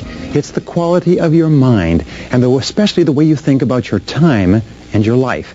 And if you think more effectively, if you think more positively, if you think more constructively about yourself, your time, your life, your activities, your relationships, your work, and so on, you actually improve them all. So in this session, I want to talk to you about the qualities of thinking of truly superior men and women and show you how you can develop them on an ongoing basis as you go about your day-to-day life. The first thing I want to talk about is what is called the development of a personal philosophy of time. A personal philosophy of time. Now, personal philosophy of time also means a personal philosophy of life. What is life? What does it mean? What does it stand for? And in life, there are two basic worldviews, and basically they're at opposite ends of the pole, and sometimes we fall in the middle. But the first worldview is a benevolent worldview. People with a benevolent worldview are those who have a positive mental attitude, generally speaking, toward themselves and their life. They believe in their own potential. They believe in love and life and beauty. They believe in growing to the realization of their full capabilities. They believe that life is pretty good and that they can have a major impact. They can make a contribution and do something substantial with their lives. People with a benevolent worldview are the movers and shakers and the builders of all of time. Now, the other type of people are those who have a malevolent worldview. These are people who have a negative mental attitude, if you like, and they have, first of all, a negative mental attitude toward themselves. They have a negative mental attitude toward other people, toward the world. They see injustice and oppression. They see unhappiness and misery. They see unfairness and people having a hard life. They have a tendency to be angry and to have low self-esteem, but always a malevolent worldview requires someone or something else to blame, someone or something to criticize, something to be down on. That's why you find that people with a malevolent worldview are always in contra-opposition, or if you like, in conflict with people with a benevolent worldview. In order for you to achieve your potential, remember the most important people, the most productive people, the most creative people are always those who have a benevolent, positive, constructive worldview, and that's your goal. Now, the second part of a philosophy of time management is to take the long view. This is so important, but Dr. Edward Banfield of Harvard University studied success for years and years in this context. He said, what are the characteristics of people that cause them to move up socioeconomically in the course of their lifetime? What are the predictors of upward social evolution? And what he found out was that long-time perspective was the critical factor, that this is an attitude. And people with long-time perspective, as we mentioned briefly before, are those who take a look at where they are now and where they want to be in 20 years. And they make sure that everything that they're doing today is going to help them in the long term. They are willing to work hard today knowing that the payoff will come much, much later. And as you go up socioeconomically, you find that people's time perspective stretches out further and further. So develop the long view. Now, when we say developing the long view, we mean that people with the long view are willing to sacrifice in the short term for benefits in the long term. They're willing to study and prepare and plan and work. They're willing to practice the law of accumulation, which says that every great achievement is an accumulation of hundreds and thousands of efforts that a person puts in that nobody ever sees, but a person is willing to do it, realizing that the payoff will be tremendous.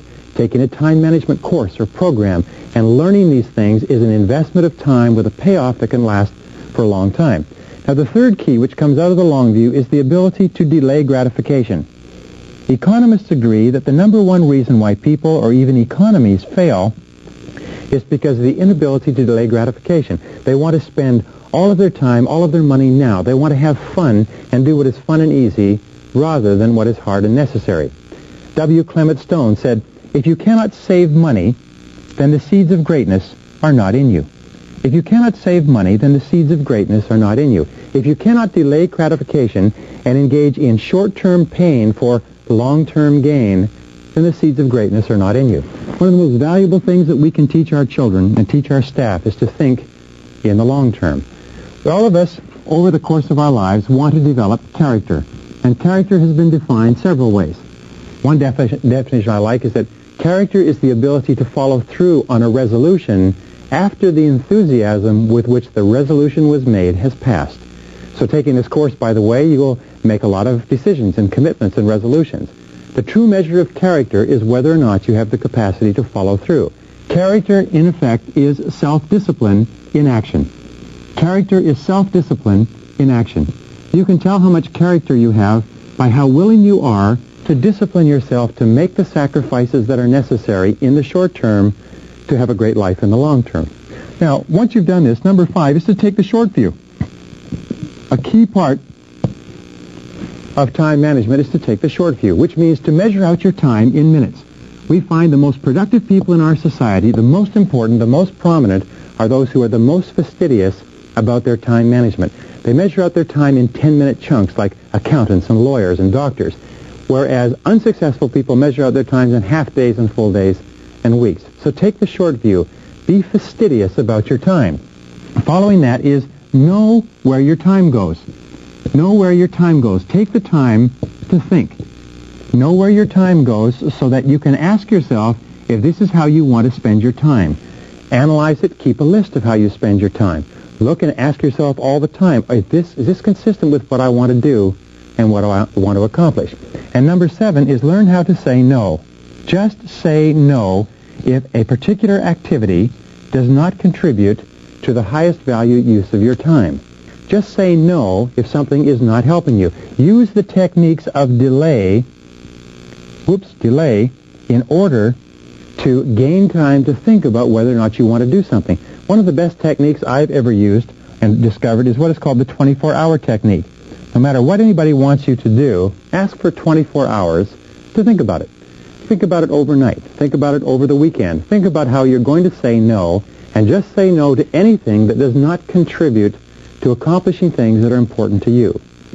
Now, an 8th key in developing a philosophy of time management is to remember that time equals money. Time equals money. If a person asks you for a certain amount of time, or if an activity takes a certain amount of time, ask yourself, how much money would you be willing to exchange for the successful completion of that activity? If you want to earn a certain amount of money, ask yourself, how much of your time are you willing to spend? How much of your money are you willing to contribute? Successful people always look at time and money, and they realize that the two are interchangeable. Now, here's another important point. You can invest time to get more money. You can invest money to get more time. And time and money put together equal happiness. Happiness, or life, we can call it life, but basically happiness is a better word. So always exchange time for happiness. Always exchange money for happiness. Always realize that they're interchangeable and that you can either invest them or you can spend them. If you invest them, you'll have a return. If you spend them, then they're gone forever. And this brings us to the 9th key in developing a philosophy, which is that you need to look at everything that you're expected to do based on your hourly rate. If your desired hourly rate is $10 or $20 or $30 or $40 or $50 an hour, then you ask yourself, is what I am doing now paying my hourly rate? Is what I'm doing now worth my hourly rate? Or ask yourself this way, when you're reading the newspaper or watching television or sitting around socializing, would you pay another person your hourly rate to engage in this activity? How much would you pay per hour to have a person watch television for you? When you're watching television, you should ask yourself, how much would I pay per hour to watch this television show? The average person doesn't realize, but the amount of time that they spend watching television is in itself, if it were used to upgrade your skills and abilities, it's in itself enough to make you rich over the course of your working lifetime. A television can cost you thousands of dollars, even tens of thousands of dollars a year, if you don't think about the fact that when you're watching television, you're not doing something that is increasing your productivity. And this brings us to number 10, one of the most important of all laws in developing a philosophy. It's the law of comparative advantage. The law of comparative advantage is an economic law that says that you should always hire or pay someone else to do something that can be done if they can be paid a lower hourly rate than the rate that you desire. For instance, if your goal is to earn $25 an hour and it costs $6 an hour to mow your lawn or wash your car, you should always hire someone to do that. You should always pay someone else at a lower hourly rate so that you can free up your time to perform higher value activities. All of companies and organizations are designed around this. The individual starts off doing everything, and then as a company becomes busier and more successful, what the individual does is they hire people to do lower value activities so you can spend more time doing higher value activities. Don't ever do $5 an hour work if you want to earn $25 an hour. Don't ever work on low value activities if you want to earn the results that come from completing high value activities. Remember, time is the one irreplaceable, indispensable resource of accomplishment. Is that all accomplishment, all achievement requires time. And if you use it on something of low value, it's gone forever, it's perishable, and you don't have it to work on things that are really important to you. Number 11, remember that time management is a lifelong skill. It's a lifelong commitment. It's not something that you learn and that you put aside. Time management is a discipline, but it's like physical exercise. It's like eating. It's like sleeping. It's like hygiene, brushing your teeth. You have to work on it continuously. Every single day you have to get up and you have to think consciously about how you're going to manage your time, how you're going to use it today. Remember, time is life. So you have to think continually about how you're going to use your life more effectively. Number 12, lead by example. One of the characteristics of leaders is that leaders lead by example.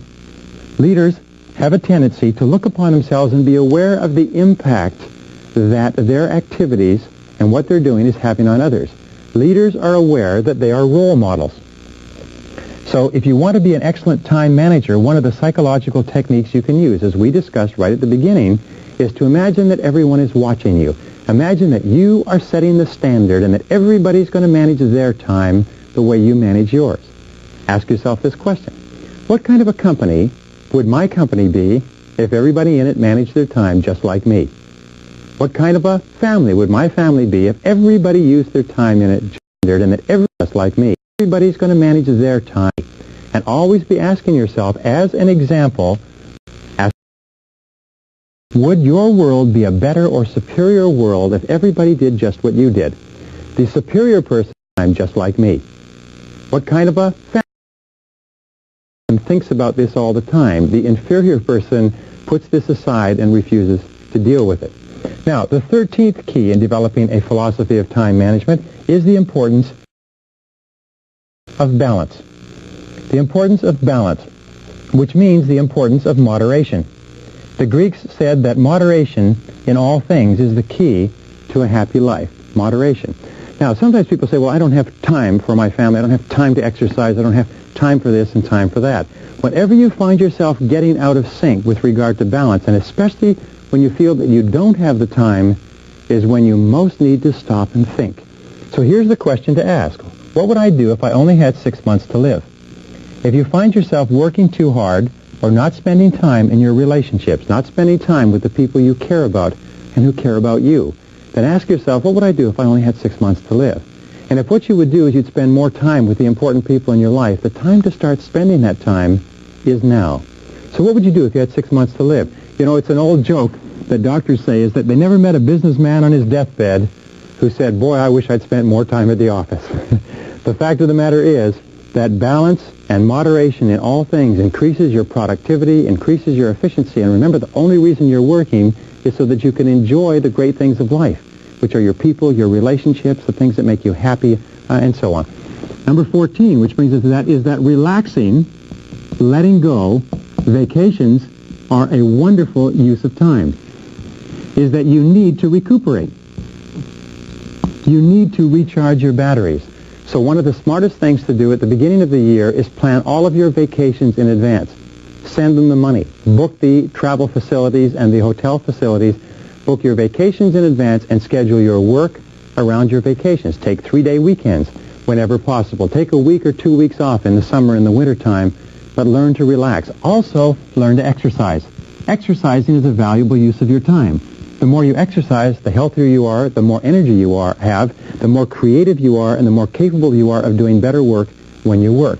Number 15, make sure that your goals and your values are congruent. Make sure that you're doing the things every day that you love to do. Make sure that you're doing things that you care about and that what you're doing every day makes you happy. Number 16, have regular health exams. Remember that your health is one of the most important parts of your life. Get regular dental checkups, get regular physical checkups. Number 17, eat lightly. Eat light lunches, eat light dinners. You'll have more energy, you'll be less drowsy, and you'll be more productive. Number 18, make a decision to live to be 80. This is perhaps the most important single part of a philosophy of time management, is that you make the decision that you're going to live to be 80 years old and that you organize all of the days and hours of your life so that you feel healthy, you feel happy, you feel terrific, and if you do, you will live to be 80 and you'll enjoy every single